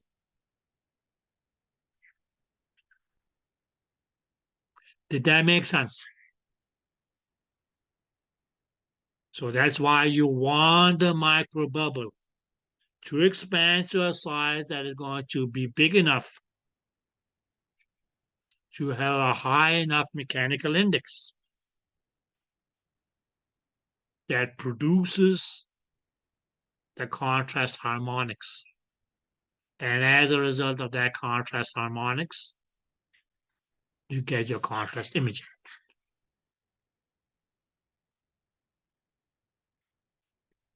Did that make sense?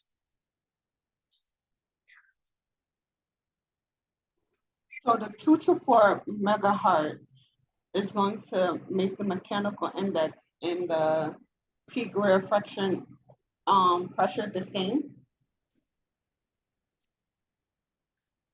At a 2 to 4 megahertz, my dear, if you just read what it says.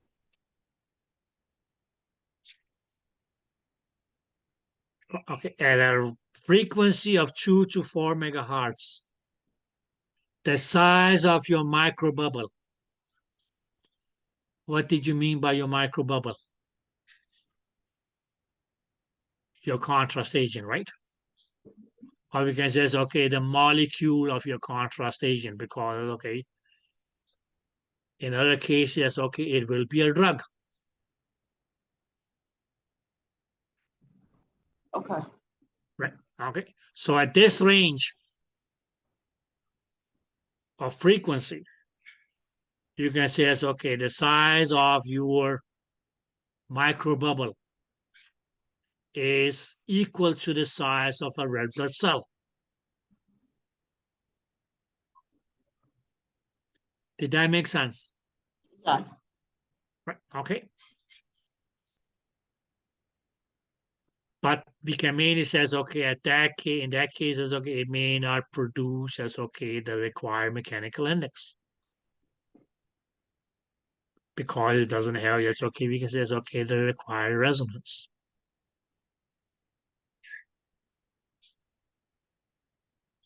So how can we increase the mechanical index?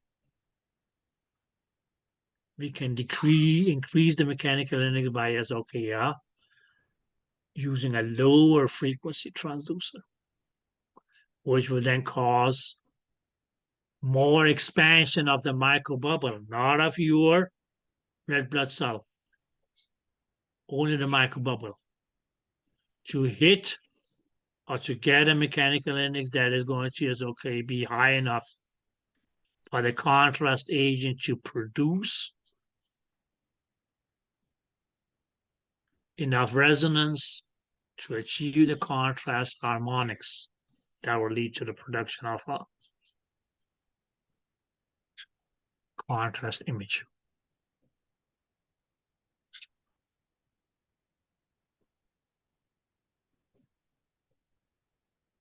If that makes sense. Yes. Okay. Now,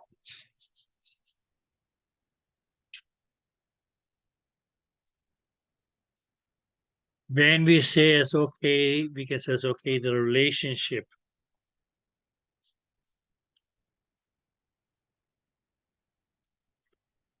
between is okay, what we call is okay, the mechanical index.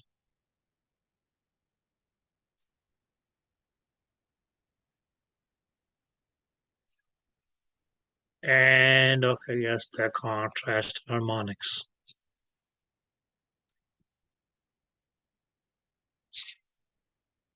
Even that is going to be, yes, okay, non-linear.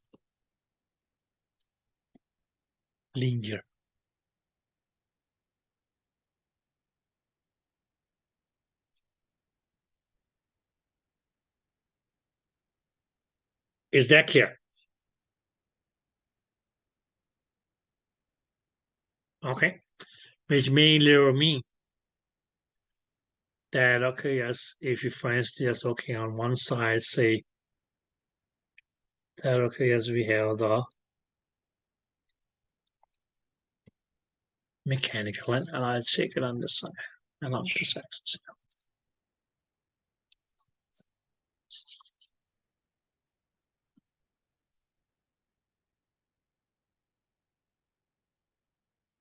And we say that, okay, yes, and okay, this was, okay, as your contrast harmonics. Okay, which would have been linear if you said, okay, yes, that, okay, yes, at zero, yes, okay, there is no, yes, okay, contrast harmonics because of a zero mechanical index. But have we just went like this, straight? That I meant that, okay, there would have been the cases, okay, had there been a linear relationship between mechanical index and your contrast harmonics, where we can say, okay, this contrast harmonics here is going to, okay, become, okay, we're going to refer to as, okay, as produce a contrast image.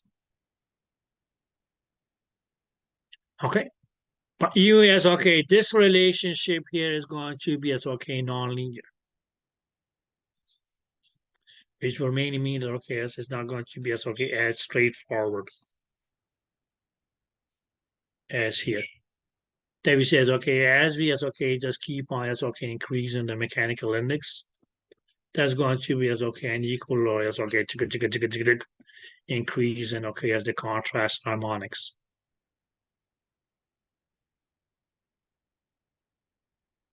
Because, okay, it is going to just, okay, display a non-linear behavior.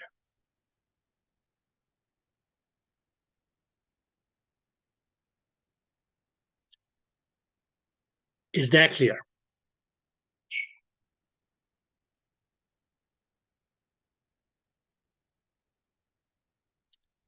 Did you girls get that? Yeah. Good. So what is it that we can say? That, okay, yes,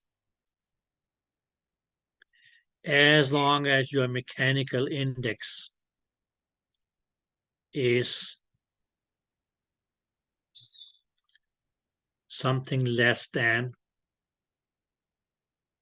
1.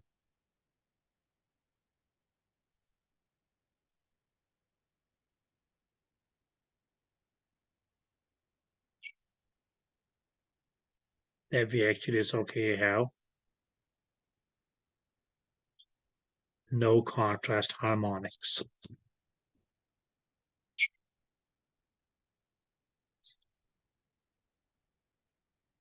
Which may mean that, okay, yes, the contrast agent It's not going to yes, okay, display enough make yes, okay, resonance to create high enough yes, okay, mechanical index. So yes, okay. So anything less than 1 is going to yes, okay, have no contrast harmonics.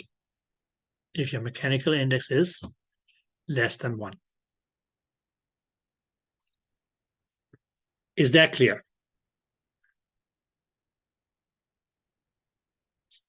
Where you can mainly say is okay when the mechanical index starts as okay, goes from as okay from 1 to a value of 1.3.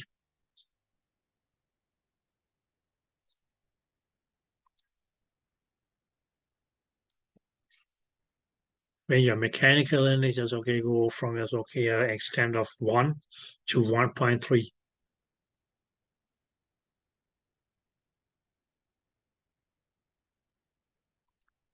That will mainly be as okay where we have increase in the contrast harmonics, which we'll call it okay because okay increase or as okay the max contrast produced by the contrast agent on your contrast images.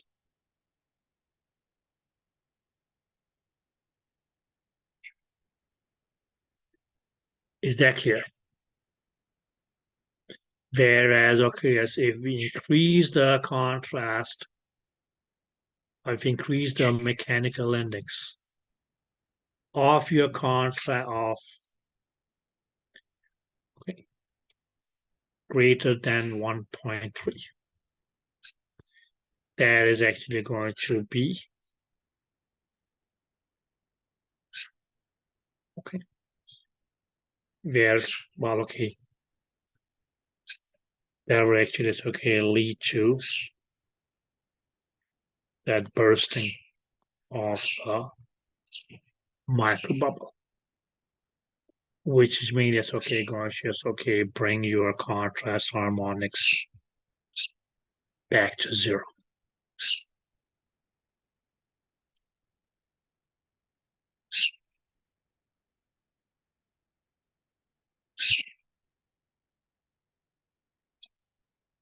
Right, okay, so you even see it's okay here, it's okay we don't have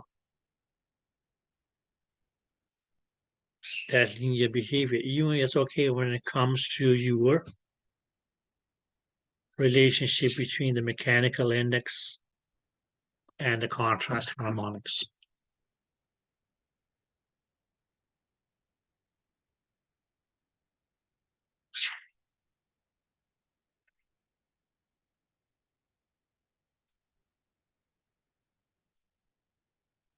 Oh, sorry, it might have been easier to just okay display it if we just let's say okay switch it around and say okay let's do it this way. Okay, this would have been our graph. Because it's okay, this is going to be it's okay the mechanical index, and we can say okay this would have been it's okay the degree of okay yes. Okay, so the contrast harmonics that we produce. Where we see is okay, this part here it was 0.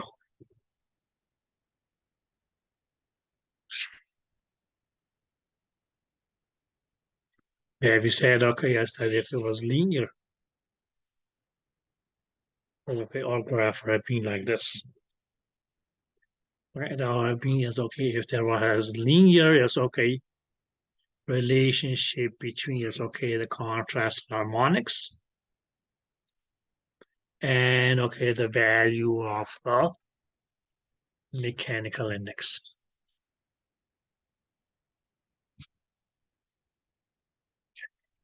Did that make sense? But what we said was that okay, yes, if the mechanical index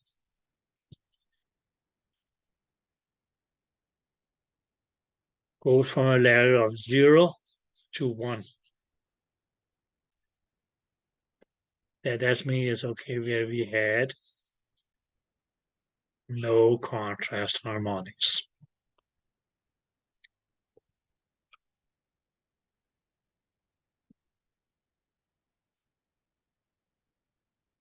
Did that make sense? Where we could say is okay if it expands, or okay when the contrast or the mechanical index is between 1 to let's say it's okay 1.3. That's when we actually is okay will end up having, we can say it's okay the max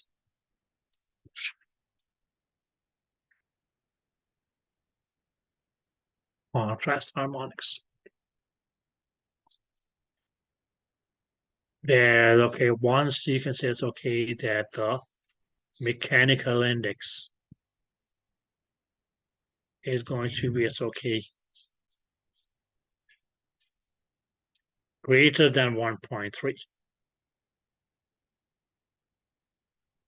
Now what that actually will lead to is okay is going to be as okay that there is going to be as okay a greater peak rarefaction pressure on the molecule or on the microbubble that is greater than what it takes or is able to take. Where we can mean this as okay that there's going to be as okay that will lead to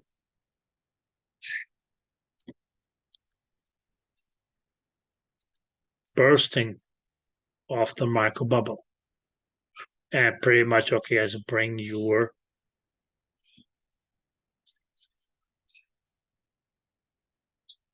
contrast harmonics yes okay back to as low as again, or we can say okay back to 0.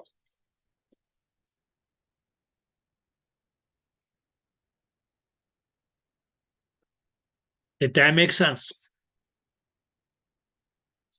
So even yes, okay, the relationship between yes, okay, your mechanical index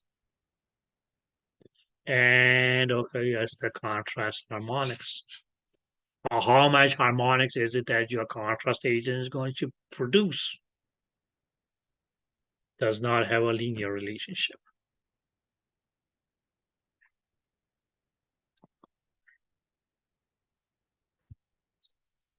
Did that make sense?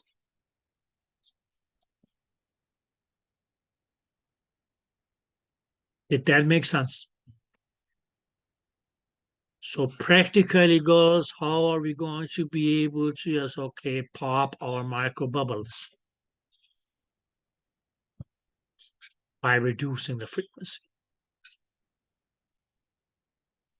Right? So by reducing the frequency, what is going to happen? Well, okay, the mechanical index will increase because of an increase of the rarefaction pressure beyond the microbubbles expandability. Just like your balloon. Expand it to its max, you pump more air into it, like try to expand it even further, it's going to say boom.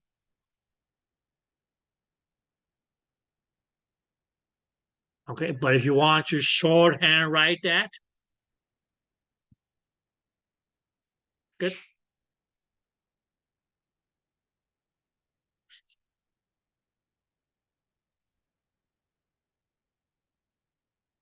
Great decrease in frequency will lead to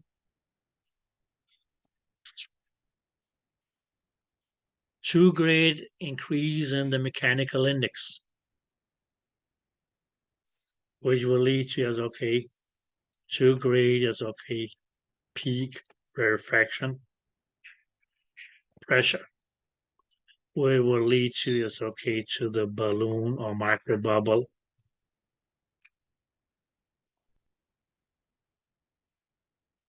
bursting off microbubble.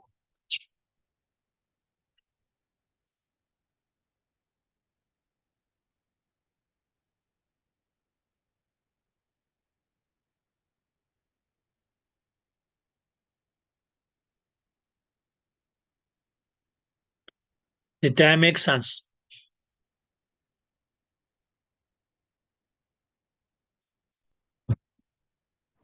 Yes. Yeah. Okay, ladies. Now, do you have your practical sheet with you?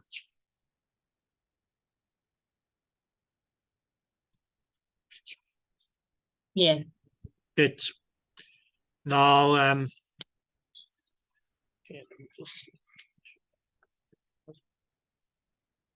if you go to the back side, not the front side where it says name and all that, but if you go down to the back side, and what you look at what you see in the second column, oh sorry, second row, you actually may see something that says MI and T. That should have been a copper case, but then yeah, something like this. GIS. Right? You ladies see that? Yeah. Good.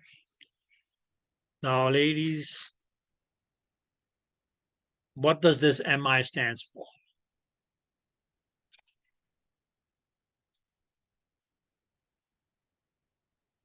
That stands for your mechanical index. Is that clear?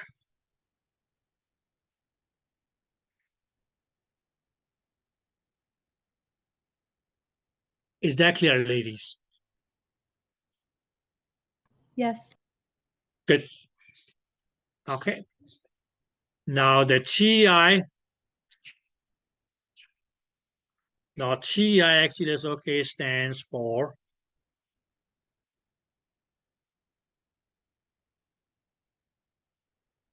thermal index. Now this thermal index, ladies, that's going to as okay, somehow as okay be dependent upon because it's okay absorption of energy by different tissues. We will talk more about that in chapter 24. But as okay, you can basically that TI or thermal index. But okay, yes. Greater thermal index mainly will mean greater absorption. Greater absorption will mean more heat. More heat, greater likelihood of biological effects. Now, although here, that's okay, it only says S. The S here is okay, just refers to as okay, soft tissues. But what we actually is okay, we'll see in chapter 24 that there's going to be as okay, other as okay kinds of thermal indices. Is that clear? Okay. But the question then arises, well, okay, why is mechanical index? Oh, yes, okay, your practical exam.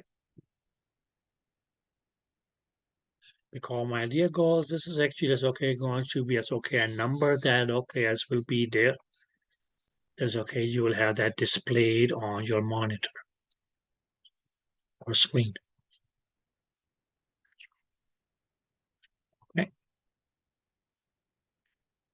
And where?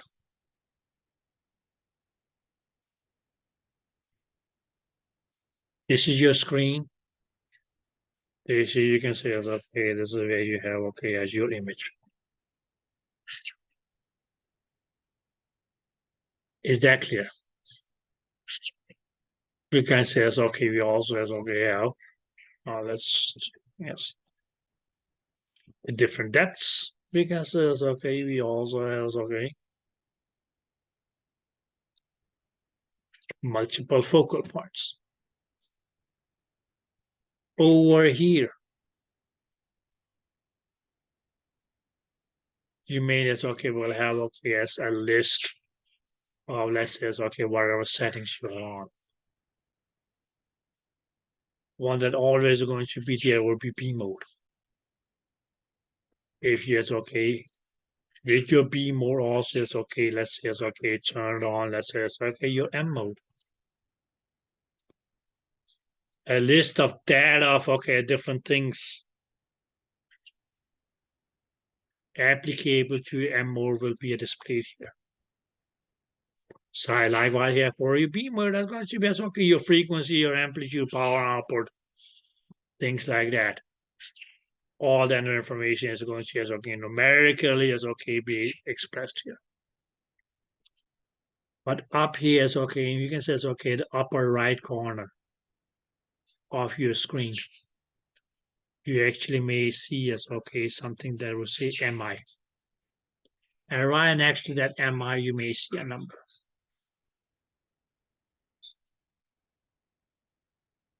That's going to be as okay, the number of your mechanical index. Did that make sense? Yeah. Likewise, okay, no, okay, pretty much okay, as next to it is going to be as okay, your GI. And okay, as next to GI is okay, you'll see a number. That's just going to be as okay, the numerical value of your thermal index. So where will you find that mechanical index and thermal index?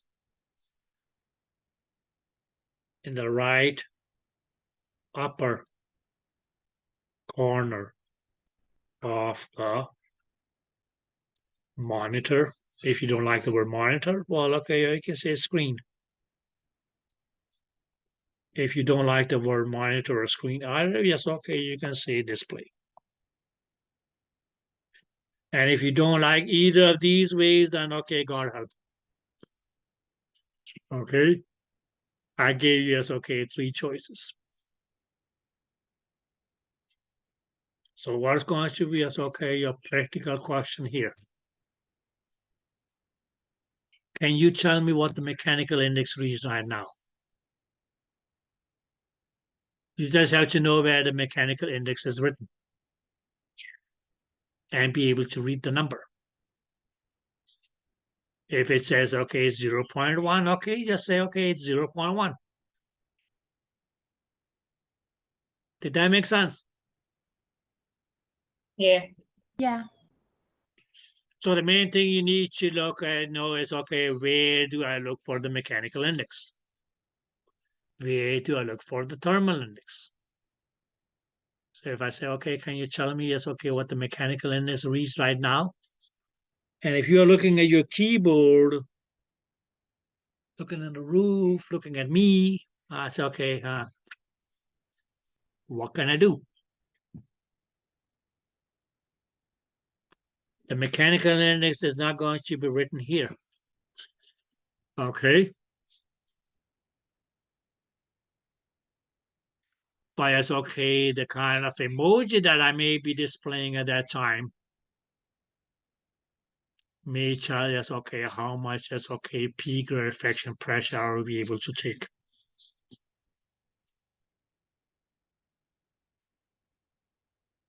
Before I burst.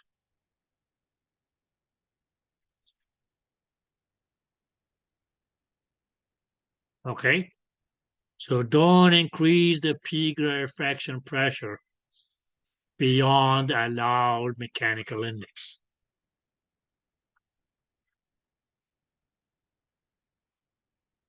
Right? How do you do that? By saying, yes, okay, by knowing where to look for it. And it's straightforward. Yes, okay, if we reach 2.8, then say 2.8. Doesn't really matter, whatever number it reads. Did that make sense? So where will you find your mechanical index? In the upper right corner of your monitor.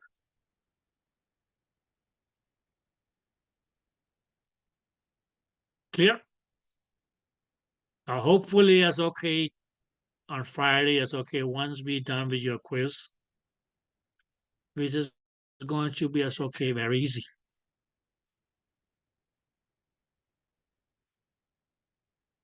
Once I grade them, once we go over it, that's okay. We will look at the machine. because there's a lot of functions that we actually, it's okay, we have to, it's okay. Let's say it's okay, practical look at, okay, how is it that they work? What knobs, what buttons is it that we play with? Yeah. So at that point, I will tell you, okay, ladies, that's your mechanical index written right there. Did you girls get that? Yeah. Good. Are you girls clear about the non-linear relationship of your mechanical index and contrast harmonics?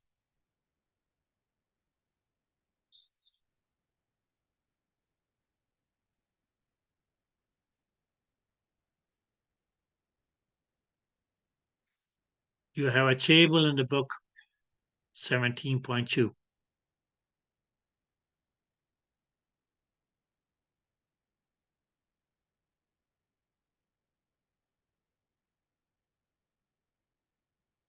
But it was non-linear, mainly because it says, okay, it was not going to just, okay, that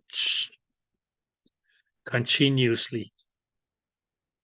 Because, okay, contrast harmonics were not going to just, okay, continuously, it's okay, increase as the mechanically, evenly as, okay, as the mechanical index increased.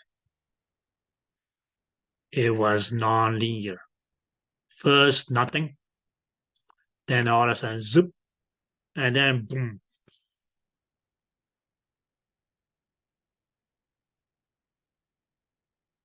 That makes sense.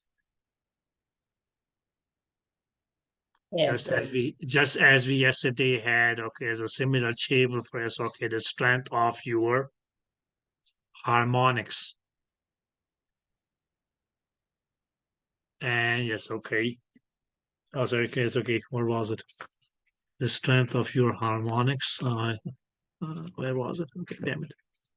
At 17.1, right? Oh, 17, what's it? There's okay, harmonic strength and depth.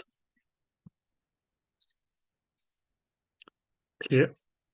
But here we can say, okay, the contrast harmonics and the mechanical index. Clear? And what was it that the mechanical index was? It in itself was, okay, yes, numerical value, yes, okay, numerical value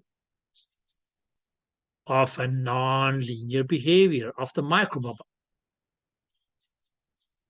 which we call resonance. And what was that non-linear behavior of the microbubble that we call resonance? Uneven, yes, okay, expansion and contraction or shrinkage of the microbubble.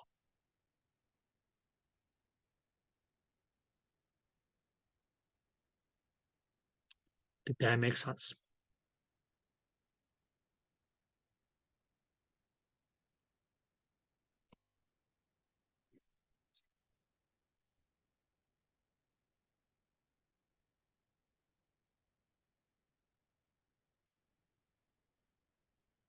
Did that make sense, ladies? Yes, it did. Good. Okay. Now, we can just okay, look at the last page of contrast harmonics.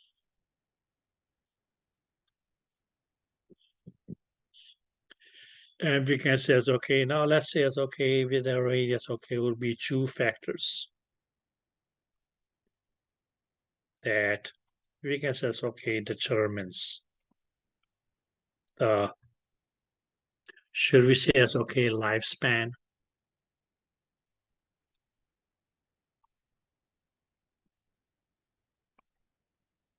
Or we can say, okay, lifetime of the microbubble.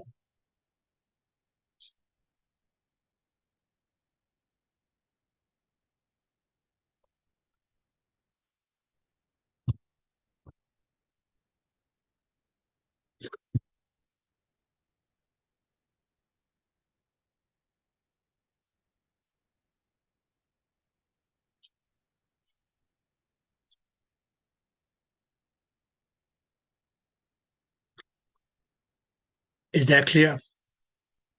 So yes, okay, the two factors that is okay may determine the lifetime of the microbubble. Is going to be considered okay the nature of the shell or capsule, right?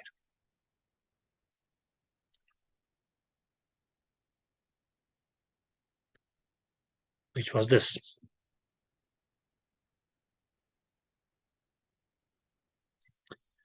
The second one would be as okay, we can say it's okay.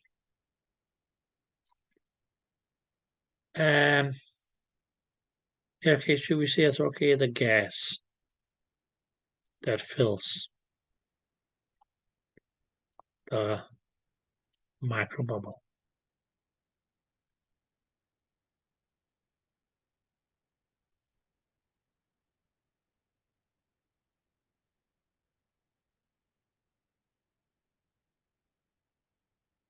Did that make sense?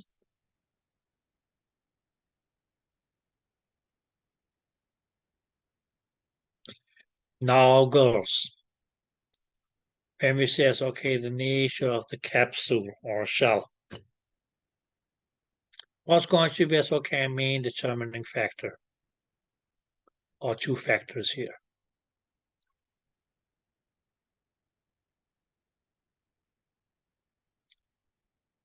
We can say, okay, it's going to be, okay, first of all, okay, it's expandability.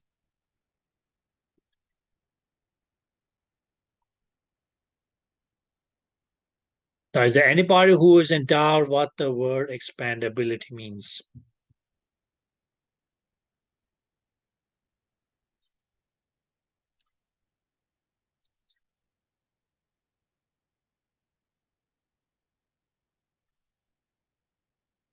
Yes, ladies. No, So do you mind tell us what expandability means? the ability to expand. Okay. So we can say, okay, the ability to expand. That means, okay, just to make it, yes, okay, more relevant here before it bursts.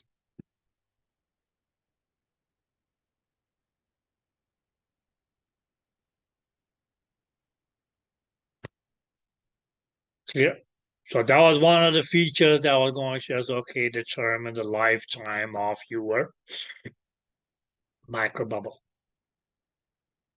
Where we can say, okay, the greater the, oh, sorry, let's do it, okay, this kind. It says, okay, if it's able to, yes, okay, expand to a greater extent without bursting, it will have a greater lifetime, or vice versa.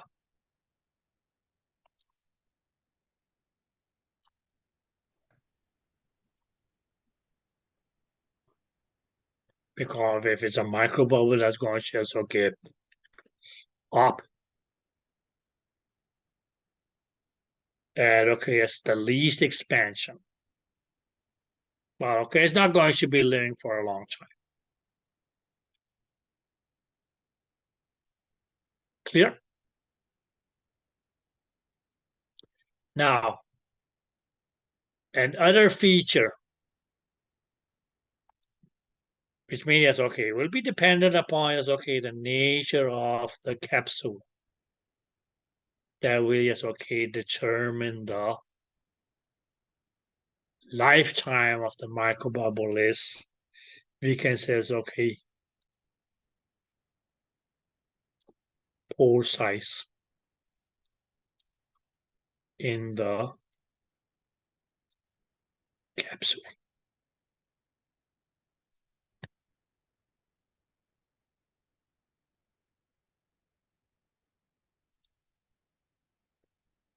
Is that clear? So we can mainly say, okay, that okay is, we can say it's okay, two examples. It says, okay, this was the capsule. This was the capsule. Where, okay, yes. If, for instance, okay, this capsule here had, this is, okay, big size pores. And what do you mean by pores? Holes or openings.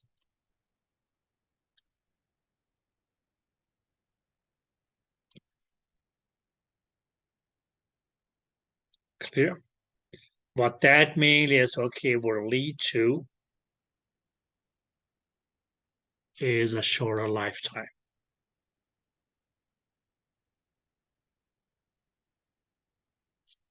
Compared to, yes, okay, we had the same capsule,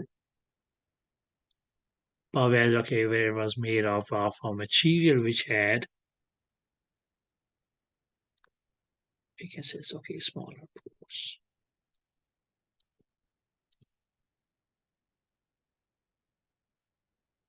That creates, okay, increase the lifetime.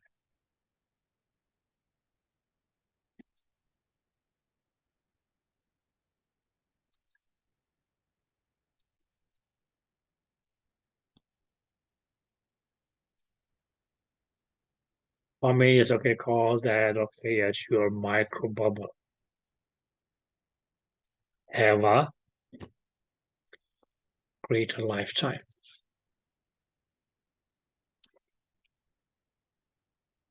Okay. But, but, but, but, but, we can say, okay, this relationship between us, okay, the pore size in the capsule related to the lifetime of the capsule. It's also going to be, yes, okay, somehow dependent upon the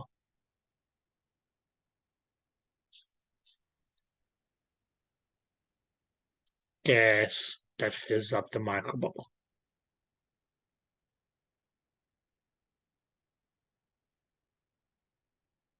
Where we can say is, okay, now, and when we say it's, okay, the gas of the microbubble.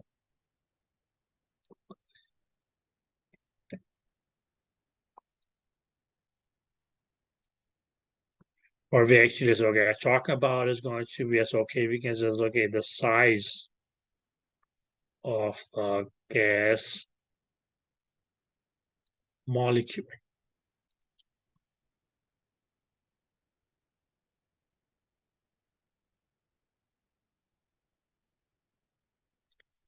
Where if you, for instance, said that did we have, okay, as a gas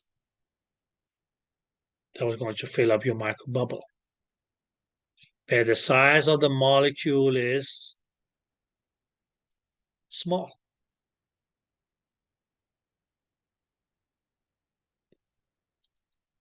Where that was okay, yes. And the gas is okay, sorry, and the microbubble with big pores. Or even, yes, okay, we can say it's okay, the microbubbles with the small pores.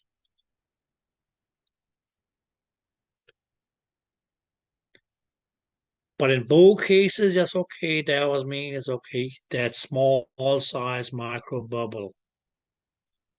Sorry, small size of the gas molecule that filled up the microbubble would cause the microbubble to have a shorter lifetime. It's obvious here because, okay, the microbubble is small enough to easily, not just one microbubble at a time, but 10 microbubbles, okay, sorry, 10 gas molecules be able to just, okay, escape the microbubble because of the big pores in the capsule of the shell. It may cause, okay, as the air is or the gas is going to be out in no time. And if the air is okay, exits the microbubble is okay in no time. then okay, yes, it's going to just okay die pretty much instantly. Die. Well, okay, it's not going to be able to just okay, you can just okay do his job. Whereas if you again says okay here, if the size of the microbubble is just okay, yes, just small enough to be able to okay, still be able to just okay, squeeze through yes, okay, the pores because the pores are small.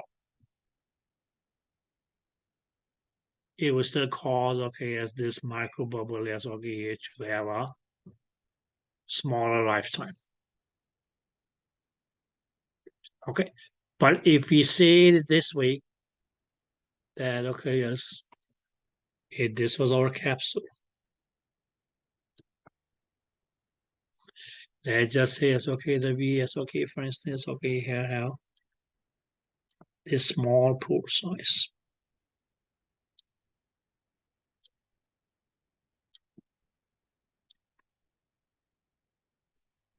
But that okay, then okay, yes, the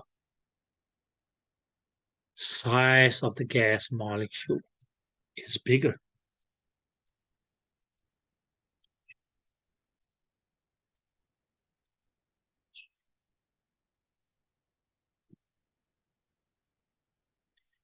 That will actually is okay lead to is okay that this contrast agent or gas molecule or microbubble here, sorry, microbubble here is okay will have a longer lifetime.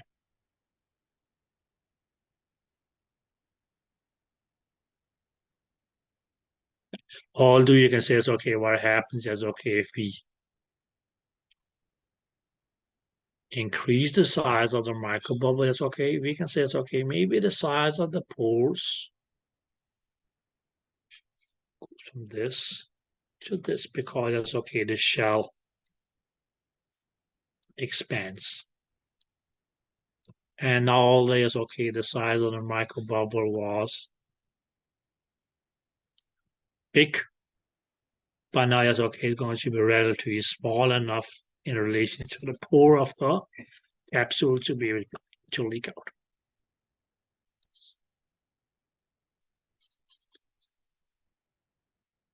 Did that make sense?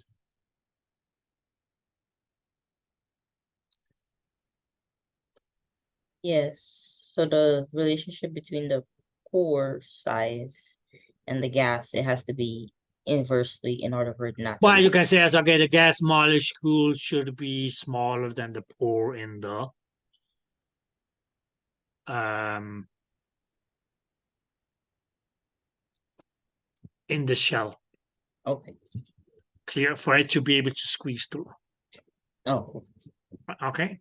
Just like okay, as for you to be able to just okay pass through a door, it has to be big enough for you to be able to pass through it, right? yeah. Okay. Have you heard the saying is okay, this is like okay as passing a camel through a keyhole? No. No, okay. In some places, okay, they may talking as okay of passing as okay an elephant through a keyhole. Yeah. Which is you can say okay, practically it's okay impossible unless you're okay, you have a humongous keyhole, right? Yeah. Clear? Okay, so it's the same here. Okay. Okay. Or you can say it's okay again, it's okay, your tire. You can get a flat tire in two ways, right? Okay. Okay. One way is okay, where you tire slowly.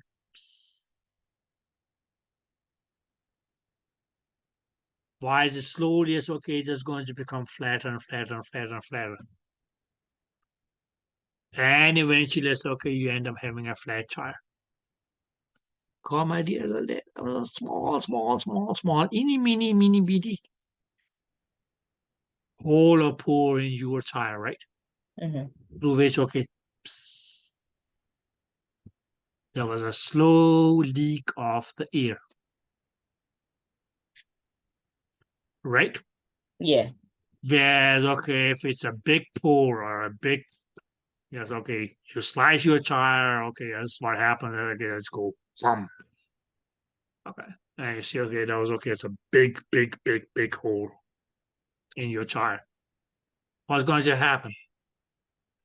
the air is going to say, okay, yes, okay, you can say it's okay, get released immediately.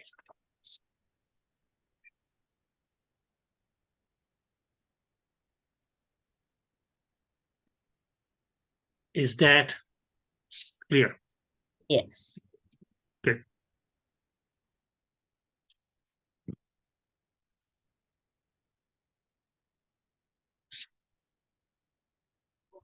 Any question?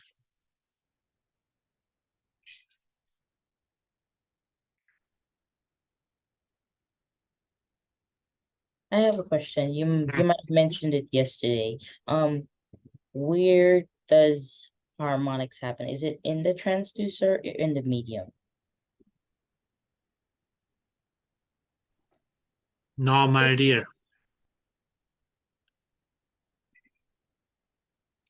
They are both going to just okay happen in the medium. Oh.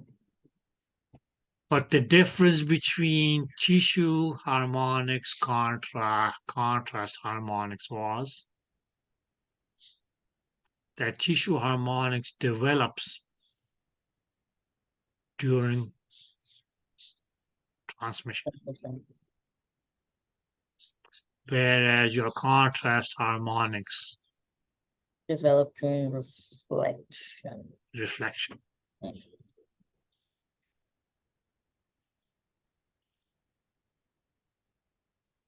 Is that clear? Yes.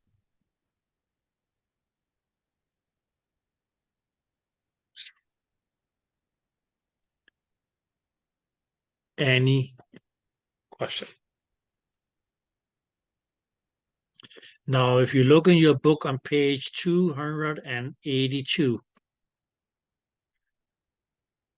the last paragraph before your summary of contrast harmonics, it reads that, okay, as contrast harmonics. Now you can say, okay, contrast harmonics are going to be produced by microbubbles.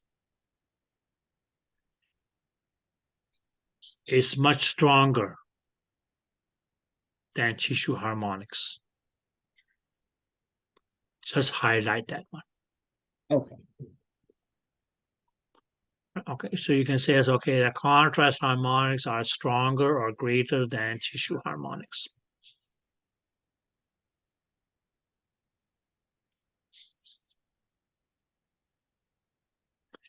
Okay. Yes. Okay, goes now. As far as the contrast harmonics are concerned. Now, even yes, okay, when you go for your scanning modules, you will not be performing contrast harmonics.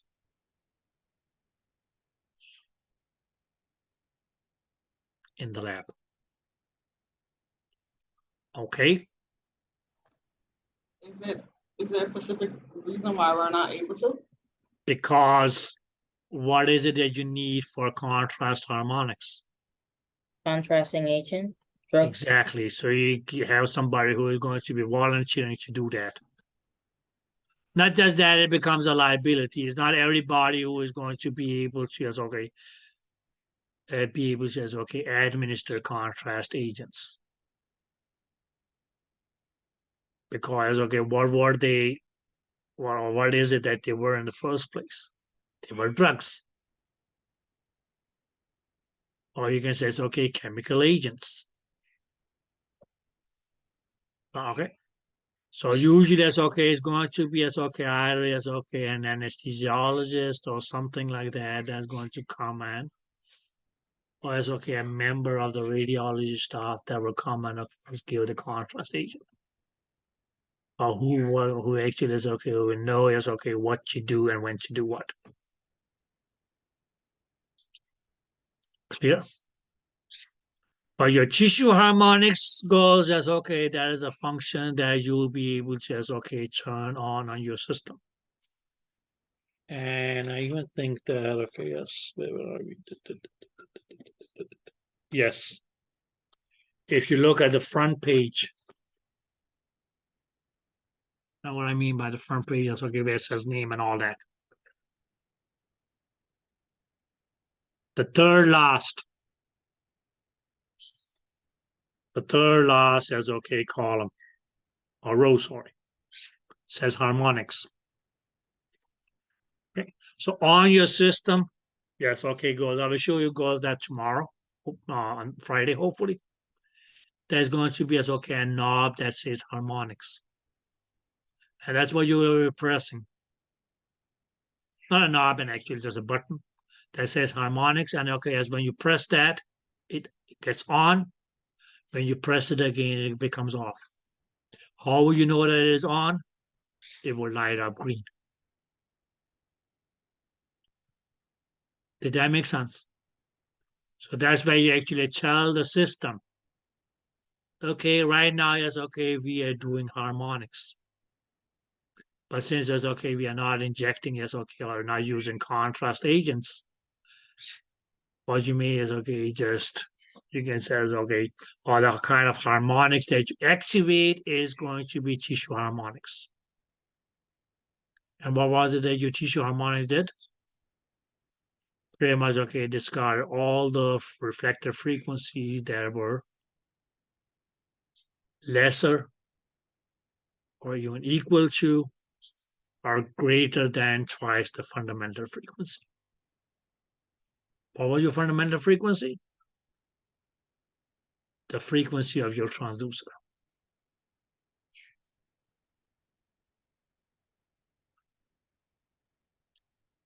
Did that make sense? I have a question Just a second, about Maria. that So, one. just a second. Yeah. Okay. Yeah. What's your question? So does mean that tissue harmonics have a poor contrast resolution? No, it No. isn't. Because for tissue harmonic, there's no contrast for the contrast harmonics.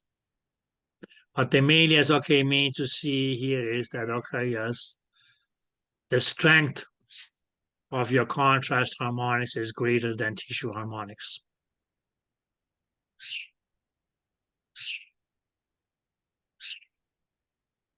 Okay. Okay. But what is the, I'm sorry, I'm confused. So what is the poor resolution that tissue harmonic have? Which one? Tissue harmonics will have a poor temporal resolution. Poor and poor? Thank you. Why? Huh? Because it was 2 pulses per scan line. Okay. So you increase the number of pulses per frame, right?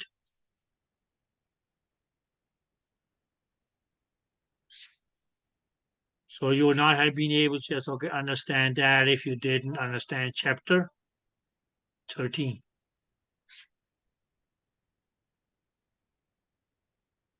But if you knew your chapter 13 is merely as okay, just a matter of okay, just copy and paste. Just give me a sec, girls.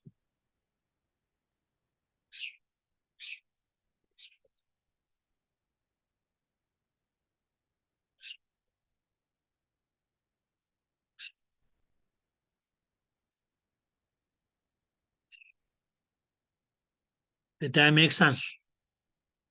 So in both the mechanisms, whether it was okay, or both the methods, if you want to put it this way, that it was okay, pulse inversion or power modulation harmonics. Both of these as okay used 2 pulses per scan line, which increases the number of pulses per frame. And the greater the number of pulses per frame was going to okay increase your G frame, reduce your frame rate, poor temporal resolution.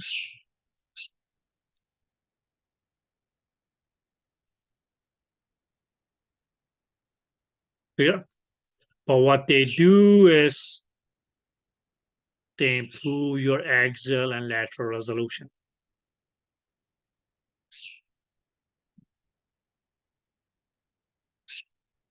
Yeah. And as a result of okay, as improving your axial and lateral resolution is that it reduces the production of artifacts.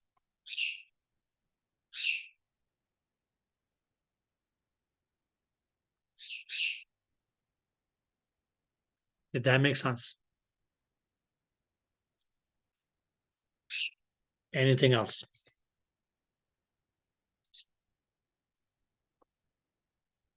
So contrast harmonics are stronger than tissue harmonics.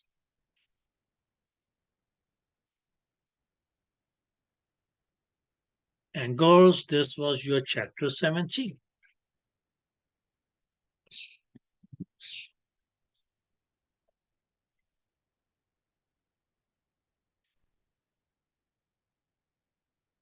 Now, what you strangely enough will see is, well, okay, yes. There are no questions in the exam review. Or that, okay, yes, portion is okay in the back of your book from chapter 17. Right? Right? But we have, yes, okay, we have a couple of questions that's okay at the end of the chapter. Okay. And now just take your lunch break, and when we get back, we can try to just, okay, look at these questions here. And then we'll give you, okay, a little bit of an idea as, okay, what kind of questions you can be asked from this chapter here on your quiz. So should I say that I see you ladies back at 1:10? Yeah. Okay. Have fun, Detlef.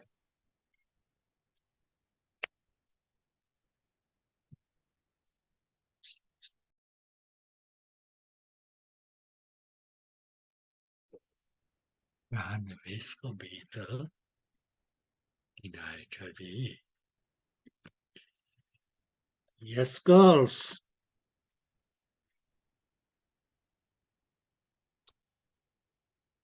Any questions?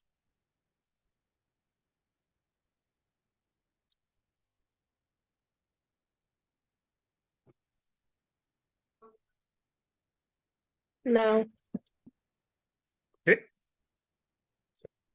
And let's just see if we can. It's okay. I have a question. Yo. Sorry.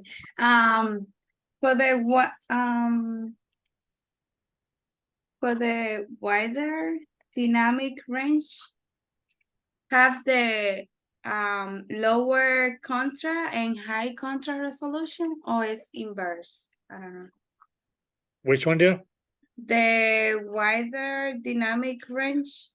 No, wider dynamic range would mean Yeah. that you have a greater grayscale. I'm sorry.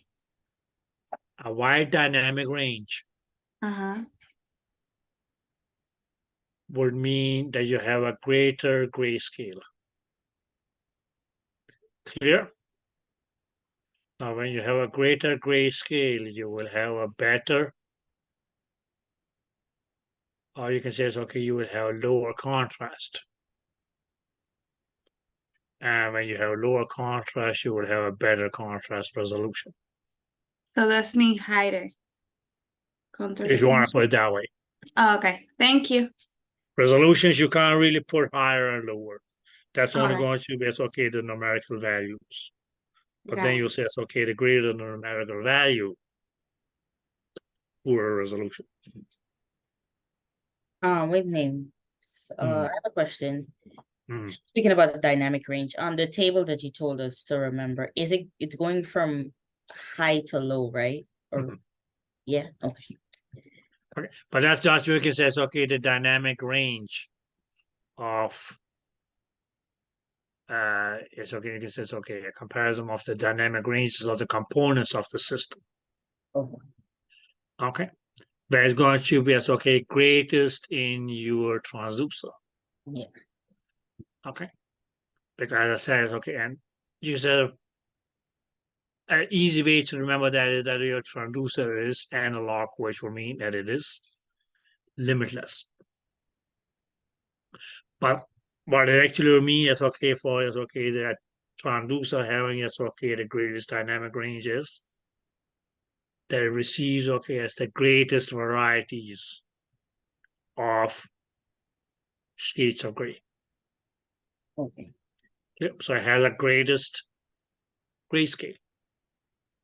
As we go further, okay, what we want to do is compress that grayscale. So by compressing, compression, we actually is okay reduces the grayscale because those hundreds and thousands of different shades of gray that the receiver receives is going to be too much. Mm. So you can say too good is good, but then too much good becomes Bad. bad. Okay. So that's why it's okay for it to be as okay. You can say suitable for as okay both display and so on, so on. So that's why it's okay. We need to compress it, but you don't want to compress it too much that you actually just land with okay as the smallest grayscale as okay just bistable because then you're just going to have two shades. Right. And you only have options of black and white. Did that make sense? Yeah. Good.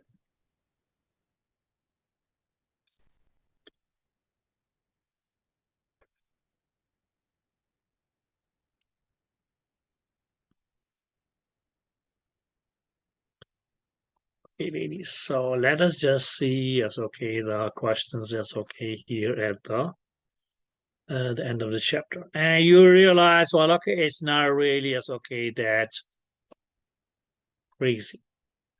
So, okay. Okay. So question 1 reads, a sound wave with a frequency of 4 megahertz is created by the transducer. What is the fundamental frequency? Well, okay, ladies, the answer is given in the question. Because it says, okay, this was the frequency produced by the transducer. And that is what we actually, okay, will call the fundamental frequency. Did that make sense? Yeah. Right, okay. Okay. So 8 mega, okay, now that's probably okay, the next question. Because okay, what the next question reads is, the sound with a frequency of 4 megahertz is created by a transducer. So that mainly means that, okay, they said, okay, yes, we have a fundamental frequency of 4 megahertz, right? Okay. What is the harmonic frequency? So they may as okay, just asking us, okay, what is the harmonic frequency? And what did we know that the harmonic frequency was? That was going to be as okay, your fundamental frequency, which was okay, the frequency produced by a transducer is okay, multiplied by 2. So here is okay, your fundamental frequency, which was 4. If that is okay, as okay, multiplied by 2, that gives you as okay, your harmonic frequency, which would have been 8 megahertz. Did that make sense? Yeah. Good.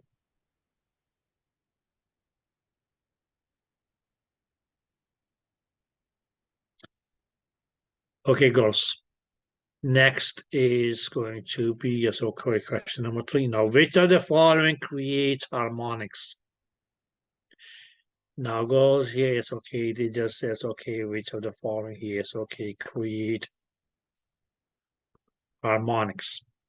Now, your option is transmission or reflection, transmission, linear behavior, and non-linear behavior. Okay. Now, the reason that, okay, yes, non-linear behavior is the answer and not reflection and transmission because they only said harmonics. Is that clear? So the only one that's okay, the only option here is okay that applies to is okay, any kind of harmonics is going to be the nonlinear behavior. Clear? Had it, for instance, said, let's say it's okay, tissue harmonics. Then you could say it's okay, that was going to be, it's okay, your transmission. Because tissue harmonics is okay, were developing during transmission. So that's why they were looking for a more specific answer related to tissue harmonics. Is that clear, girls? Yes, it is. Okay. Whereas if you go for the other one, which says, obviously go as okay for the other one, which was okay as a reflection. That would have been yes, okay, the correct answer had this says, okay, had they asked the boys, okay, contrast harmonics. Is that clear? But since just okay, in this question here is okay, they haven't specified. So it's okay, one thing that we could say is okay, what's common with harmonics is okay, as that they all yes, okay. Whether it's tissue, whether it's contrast, that okay, yes, they display nonlinear behavior. And linear behavior is okay, you can pretty much okay directly exclude that one here as okay, your first exclusion, because that has nothing to do with harmonics.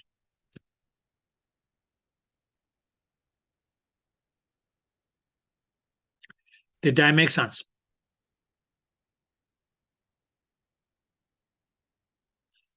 Did you guys get that? Yes. Okay. So yes, okay.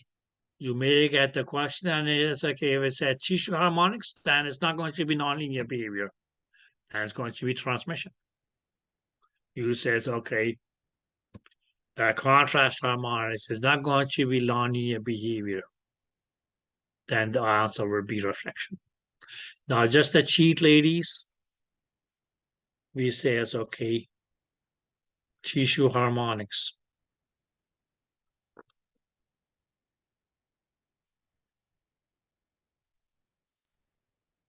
Develops during transmission.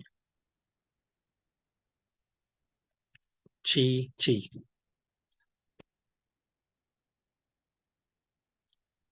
Is that clear? Yep. Yep.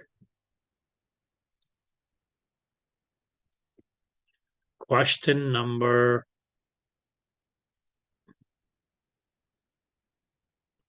4. Now, where are the harmonics created? Again, yes, okay, here. Yes, okay, it's a generalized question about the harmonics.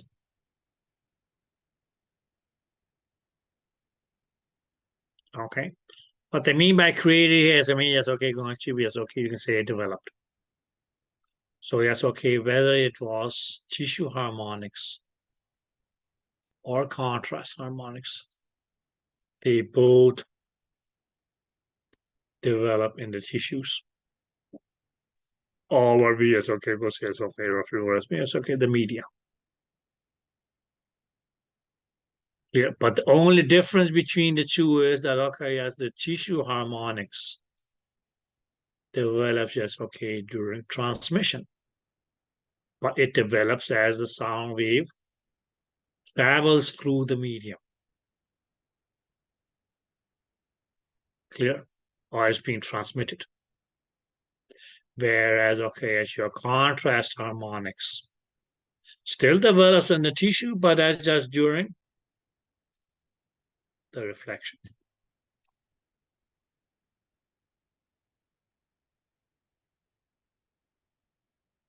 Is that clear?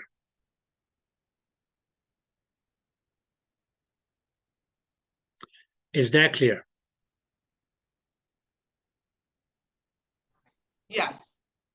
Okay. Now, some of you may, and I can understand why. Some of you may say, okay, well, tissue harmonics, you can say things such as, okay, as pulse inversion, for instance. You can say things such as, okay, as modulated, what was it? It's okay, power modular harmonics. Yes, okay, we had two pulses, we had two pulses. Why is the answer not the pulse of them? Because Gauss is not talking specifically about your tissue harmonic, it's generally says, okay, harmonics.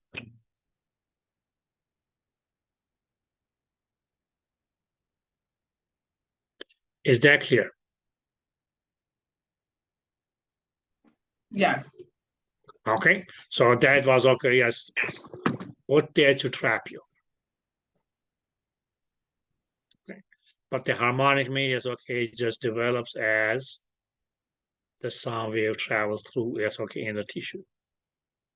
Where, okay, as the kind of harmonic that developed during transmission would be, yes, okay, what we call tissue harmonics, whereas, okay, as your contrast harmonics develops during refraction.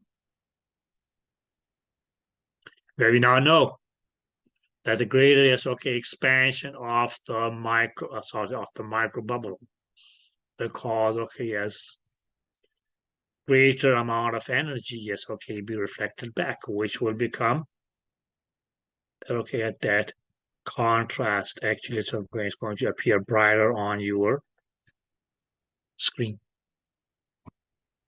Yep. Did that make sense? Yeah. Good. Now here we go specifically to, yes, okay, to a specific kind of harmonic. So what nonlinear behavior creates tissue harmonics? Now we say, yes, okay, tissue harmonics. Okay. Now what is that we see? Well, okay, yes, two of our options, that's all talk about, yes, okay, damn it. So two of our options, okay, talks of microbubbles. Well, ladies, microbubbles has nothing to do with your tissue harmonics. So when it talks about, yes, okay, microbubbles in option A, is out. Where they talk about, yes, okay, microbubbles in option D is also out, because microbubble had nothing to do with your tissue harmonics, right? Did that make sense? So that's how you actually, that's okay, you can say, okay, there's no way that either of these here would be the right answer. So now you just have, okay, it's two options to look at. Where option B, as in boy, mainly says that the sound reflects all boundary with different impedances. That was not what happened in harmonics. That was mainly, yes, okay, what just happened in regular diagnostic imaging. Did that make sense?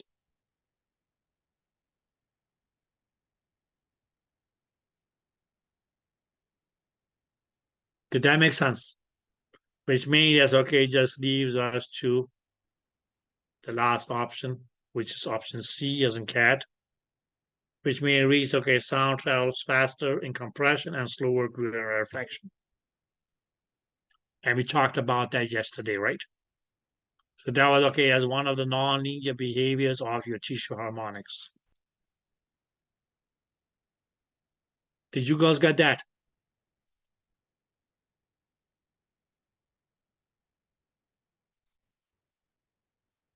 Did you guys get that? Yes. Good. Now, if you look at question number 6, we can say it's okay, pretty much okay, it's the same, but we just ask about it's okay, or contrast harmonics. So what nonlinear behavior creates contrast harmonics? And what we know is that, okay, that's going to be, okay, something about, okay, related to your microbubble. So here's, okay, we can mean, okay, just exclude option B as in boy and C as in cat. Because the options that we have here is the same as the options in the question above. But since we talk about, okay, contra, or ask about, it can only be the only option, okay, that has something that's okay with the microbubble or related to the microbubble. that would be applicable to, yes, okay, your contrast harmonics. These are the options that we have here, right? Okay. So microbubble expands to a greater extent than they compress. That is it, which means it says, okay, greater expansion and lesser contraction or shrinkage. Okay. Whereas D just reads the opposite. That is, okay, yes,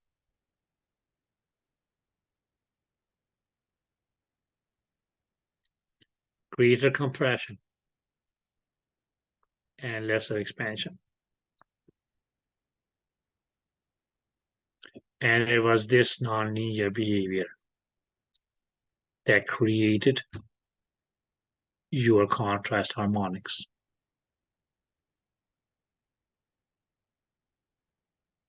Did that make sense?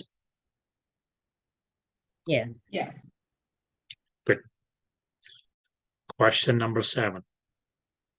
And pretty much, okay, as a question based on, yes, okay, what we can say,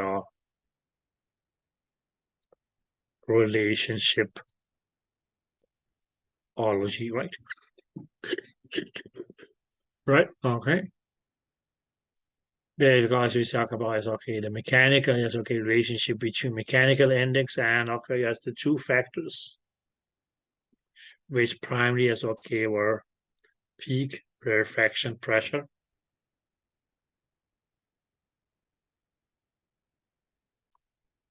and frequency. So what they mainly is, okay, ask us here is, okay, which of the following is associated with the highest mechanical index? So we are looking for a relationship that will give us, okay, as a high mechanical index. Clear? Now, if you know the relationship between mechanical index and peak rarefaction pressure, and the mechanical index and the frequency, it will be easy for us to just, okay, determine which option to choose. And we know that your mechanical index is directly proportional to the peak rarefaction pressure, which mainly means that, okay, yes, we will also need to just, okay, look for a high peak rarefaction pressure. Whereas, okay, as your mechanical index was inversely proportional to your frequency, which mainly means that, okay, if you're looking for a high frequency, you may just, okay, will look for something with a low frequency. Did that make sense? Yeah. Okay, so when it says, okay, low frequency, yes, okay, those will be, as okay, the two options that you can choose from. Clear? Okay. So A and C. Well, C reads, okay, yes, extreme peak. Okay. And A also reads, A and C. Extreme peak rarefaction pressure.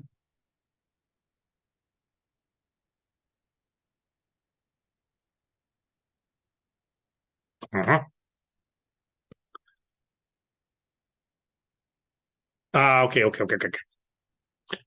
Okay.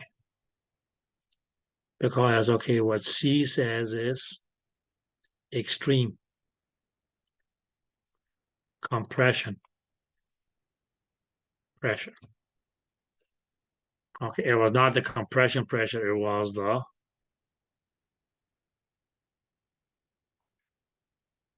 rarefaction pressure. But it's okay, you can say the greater the rarefaction pressure, the greater the mechanical index, but then with low frequency. Whereas, okay, it asks the opposite. low mechanical index. Below me is okay, just look for low mechanical pressure, low peak reflection pressure, and okay, yes, high frequency. Clear?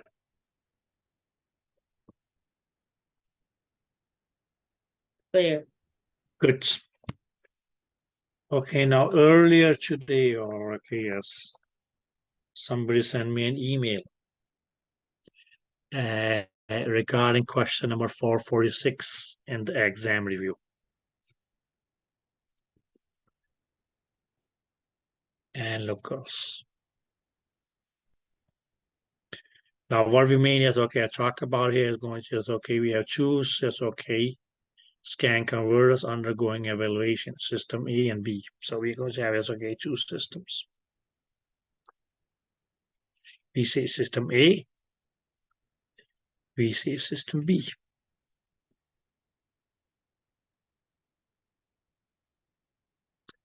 Is that clear?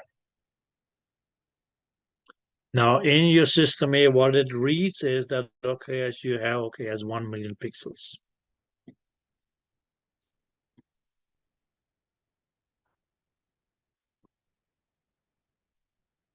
Is that clear? And okay, as we can see, as okay, here the image size is 100 square inches.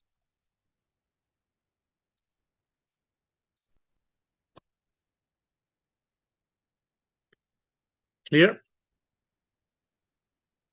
Now what it says, system B has, okay, let's see. System B has an image size of 10 square inches. So you just go as okay and see it's okay, the size of the image first, which is 10 square inches. Okay. Composed of 250 pixels. So yes, okay, the image has 250,000 pixels. Sorry.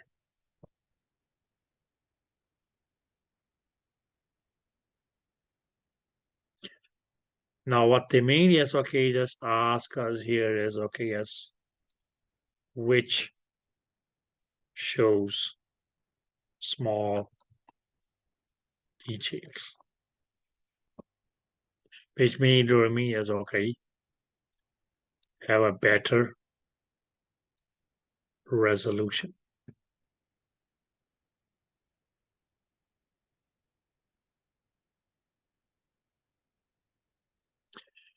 Now, yes, okay, I know they yes, okay, should have been a little bit more specific and okay, as about the resolution that they ask about.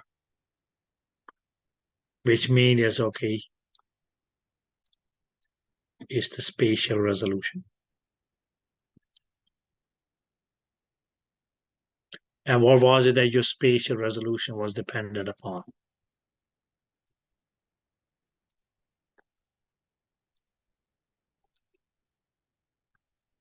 Or we can say, okay, determined by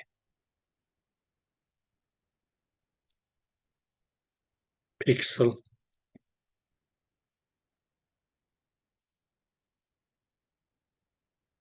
density. Which means, yes, okay, just means the number of pixels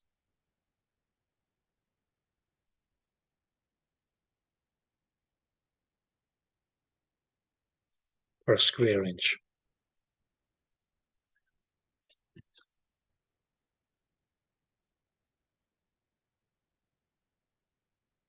Where we can say is okay, higher pixel density will give you a better spatial resolution, and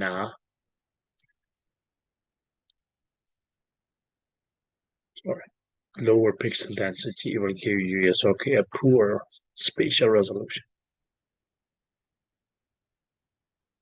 Where they here is okay, just ask which of these two systems here has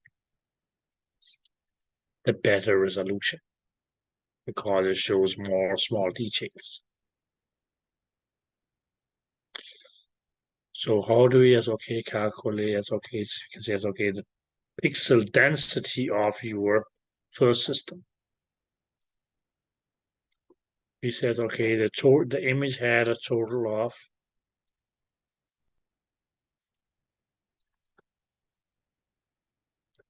1 million pixels.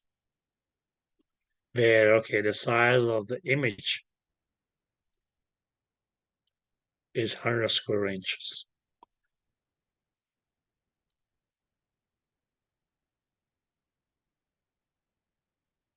So what pretty much it becomes our pixel density in this case is if we divide 100, if we divide 1,000,000 by 100, we get just a total of 100,000. So this is our pixel density for system E.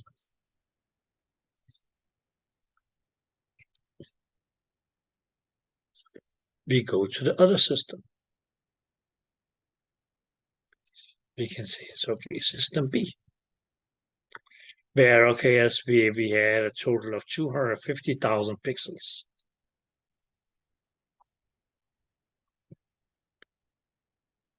$250,000 pixels. But yes, here the size of our image is not 100 square inches, just 10 square inches. Which mean that yes, dividing 250,000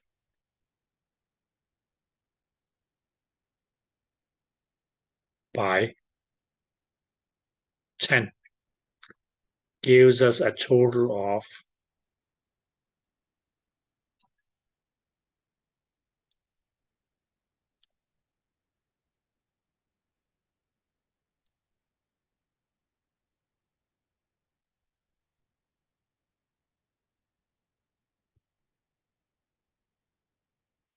25,000.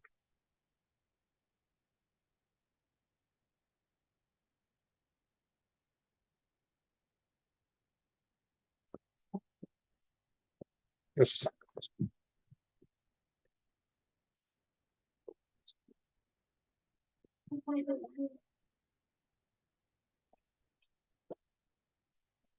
We have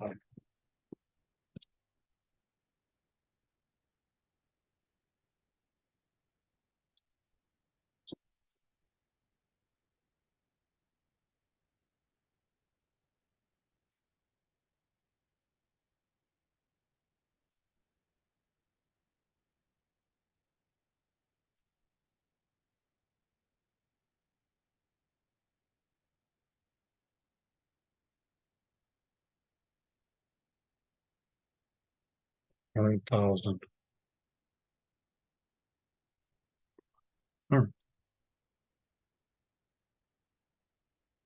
Okay, sorry.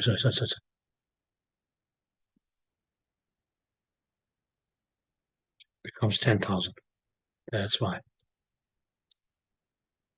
So,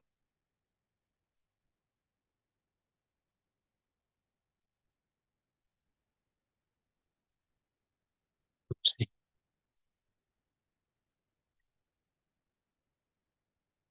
Becomes a total of 10,000. So what we mean is what I mean here that as we have a pixel density in system B,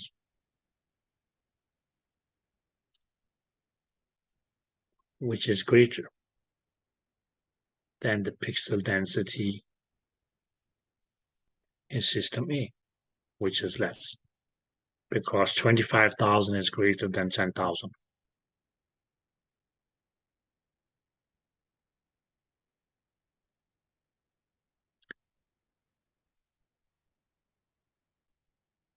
Did that make sense? Yes, and I have a question. Hmm. Isn't question 444 like similar to 46? Like, Yes, but what is it that they are asking 2,444? It's the same numbers, it's the same everything, except from this system is most likely going to have the capability of display very small details in the image. Not every detail is the same Okay. in the question, because okay, what they gave us in question 24 is that they say system A has okay the same number of pixels, Yeah. right? But with 10 bits assigned to each. What would that mean? That there will be 10 bits assigned to each pixel. Yeah. So here is okay, what they mean is okay, talking about is okay, is going to, or asking you about it would be as okay, your contrast resolution. It's clear? Yeah. Okay. Where okay, for system B, it is okay, 25,000 or 250,000 pixels with 12 bits for each pixel. So here's okay, it means okay, there's going to be as okay, the number of bits per pixel. That way is okay, determine the details that they're looking for. Because the greater the number of pixels or bits per pixel, the greater will be as okay, you can say is okay, your grayscale. The greater the grayscale, the better the contrast resolution. Okay. Did that make sense? Yeah. Yes, okay, they may look alike. Okay, but in check questions 444, that's okay, we have the information that is, you know, to enable us to, yes, okay. But okay, roughly. You can say it's okay if you know it's okay. The bits per pixel is going to just okay determine your contrast resolution. Where okay, as the number of pixels per square inch, which becomes yes, okay, your pixel density becomes the spatial resolution. So that's why I said when we talked about these two things here, that okay, yes, your pixel density will determine your spatial resolution. Clear. Whereas the bits per pixel will determine your contrast resolution. But please keep in mind, girls, greater grayscale, lesser contrast, better contrast resolution, and vice versa. So here's okay, in question 444 is the system which has greater number of bits per pixel. Okay. Is that clear? Yes. Okay. It is a little bit weird. Okay, they could have been a little bit more specific about as okay, which kind of okay as a resolution that they're looking for. Right, okay, which is a little bit mean, yes, okay. But anyways.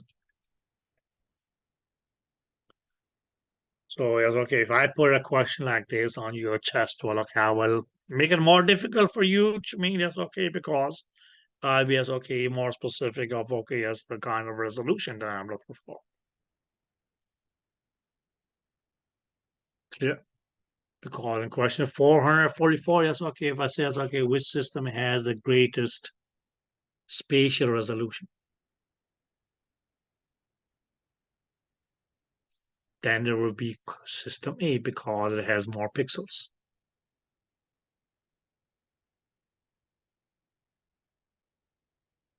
Clear? Yeah. Okay. And just remember, girls, just like contrast and contrast resolution. Clear? Determine to the number of shades of gray and so on. So we can say it's okay. Greater pixel size, lesser pixel density. Lesser pixel density, poor spatial resolution. Whereas if you see it's okay, small pixel size, will give you is okay a higher pixel density. Higher pixel density, better spatial resolution. You can also say as okay, higher pixel density, lesser need for fill-in interpolation.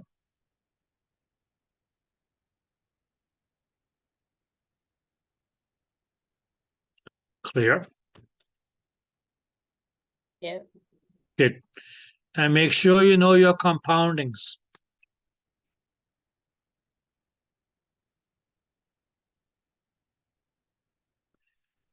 Okay, ladies. So what are your plans tomorrow? Study. Review. Study. Do you need to look at me? No.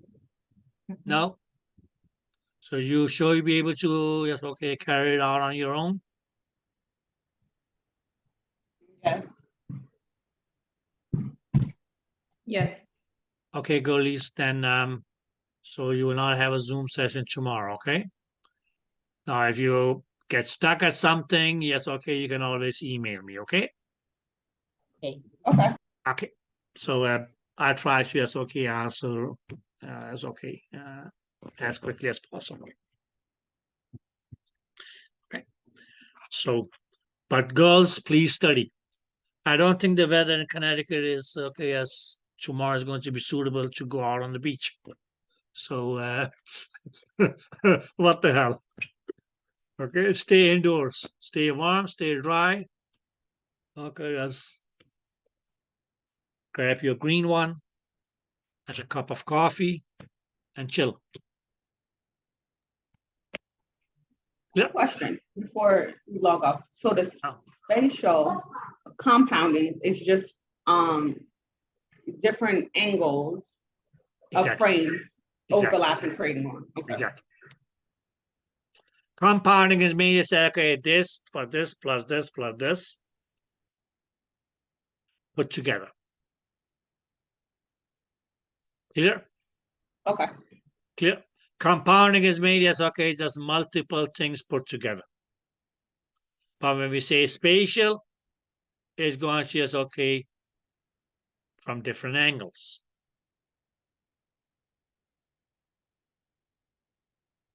Clear? Where we say it's okay, temporal, same angle, but just tick, tick, tick, tick at different times. So when those frames are, you can say it's okay, overlap, what you get is yes, okay, that running cartoon. Okay. And what about frequency compounding? Well, my dear, that was pretty much okay, the same as your what I want to call it, where we talked about it, okay, as dynamic frequency tuning. Okay. You just look at your bandwidth and say, okay, it's a range of different frequencies, right? Okay.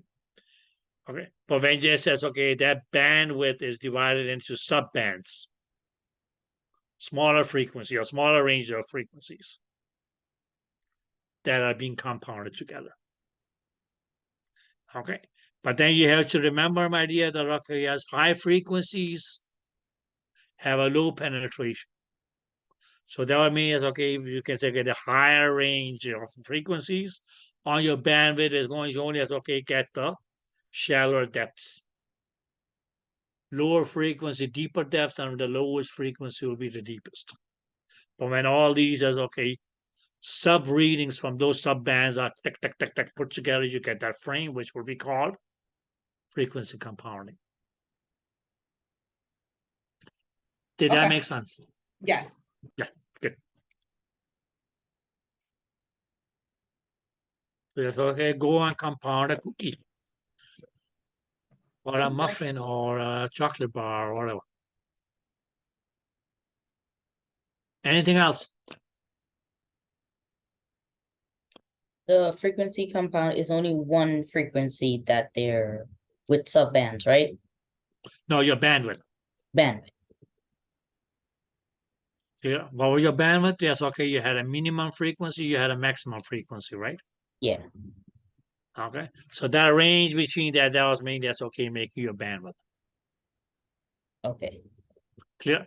But you can say, okay, that bandwidth is being, yes, okay, subdivided into subbands. Clear? Yeah. What do you mean by subbands? Well, okay, as we had a bandwidth of, let's say, yes, okay, 10 megahertz. But we divide that into 5 subbands of 2 megahertz range each. Did that make sense? Yeah. So let's say that, okay, your lowest range of the bandwidth was 2 megahertz. The highest was, let's say, it's okay, 12 megahertz.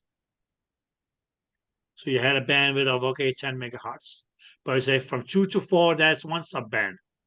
4 to 6 is the next. Okay, 6 to 8 is next. Okay, 8 to 10 is next. And 8 to 10 is next. And okay, 10 to 12 is next. Clear? Yeah. Now the smallest or the lowest subband is going to just, okay, or the lowest frequency will go to the greatest depths, because lower frequency has greater penetration. And higher frequencies have less penetration. Which means to me that, okay, so it will be shallower and shallower and shallower. But where each of those slices of the cake are being, okay, put together. Oh, where are you taking me?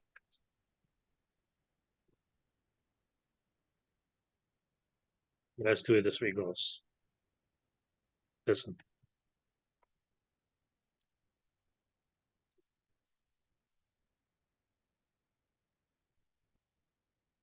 We says, okay, this is our slice of image that we get, right? Yeah. Now we can say, okay, this here is, okay, that's the max depth. This here is going to be as, okay, the minimum depth.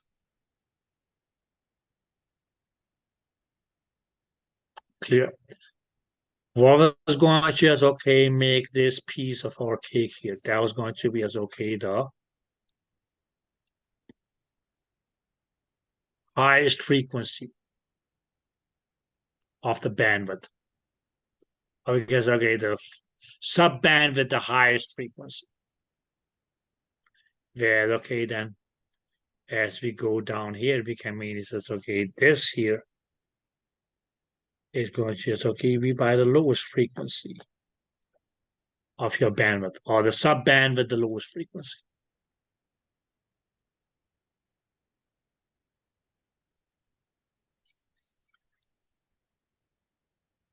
Did that make sense? Yeah. Okay. And okay, what else slices we have here? Is going to be as, okay, by a slightly as, okay, lower frequency than the green one. As we then just go here, we can say, okay, this is just going to be as, okay, by even lower frequency than the orange one.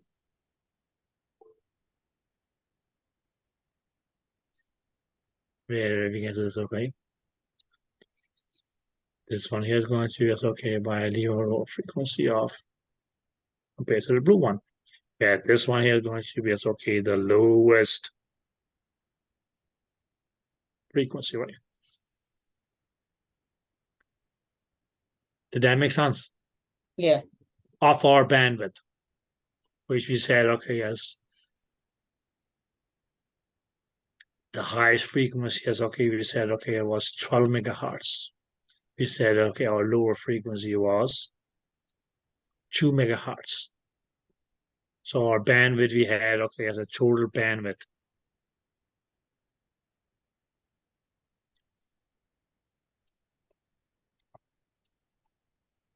of 10 megahertz, which we mean you could say, okay, we just had divided into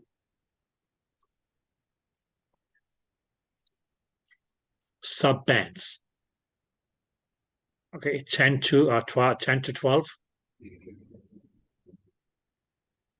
8 to 10, 6 to 8, 4 to 6, 2 to 4.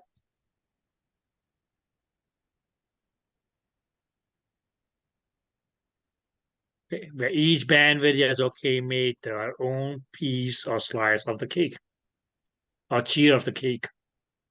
And you may just now put those tiers of the cakes on top of one another. And has made the wedding cake, which is made up of 5 tiers.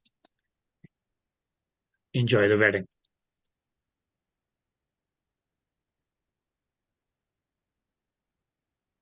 Did that make sense? Yeah. Good. Anything else? So a lot of these things we're not directly, but you have just know what we talked about in previous chapters and say, higher frequency, less penetration.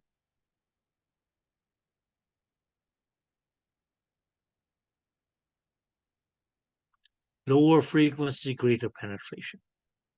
Why? Lower frequency, less attenuation.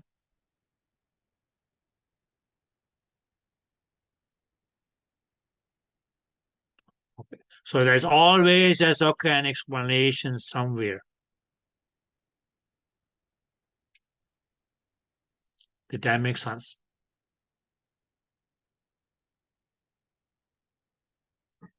The only thing I can do, girls, is try to give you that explanation.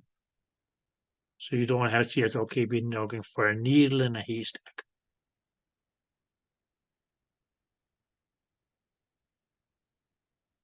Is that clear?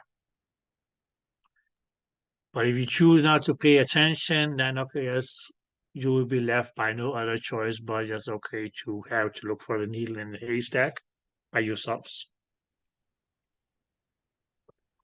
Okay, so that's the main help that I can do. Say, well, that was a haystack. I looked for the needles in there. Here they are. Use them.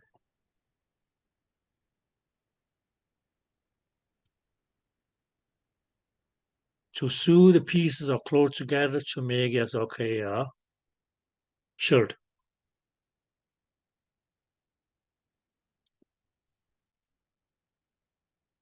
Now read on your chapters, ladies. And if you still have any questions, that's okay. Please do not hesitate to ask, okay? Okay. Okay, girls. See you ladies on Friday. See you Friday. Okay. Thank you. Okay, bye. Okay, bye-bye. Bye.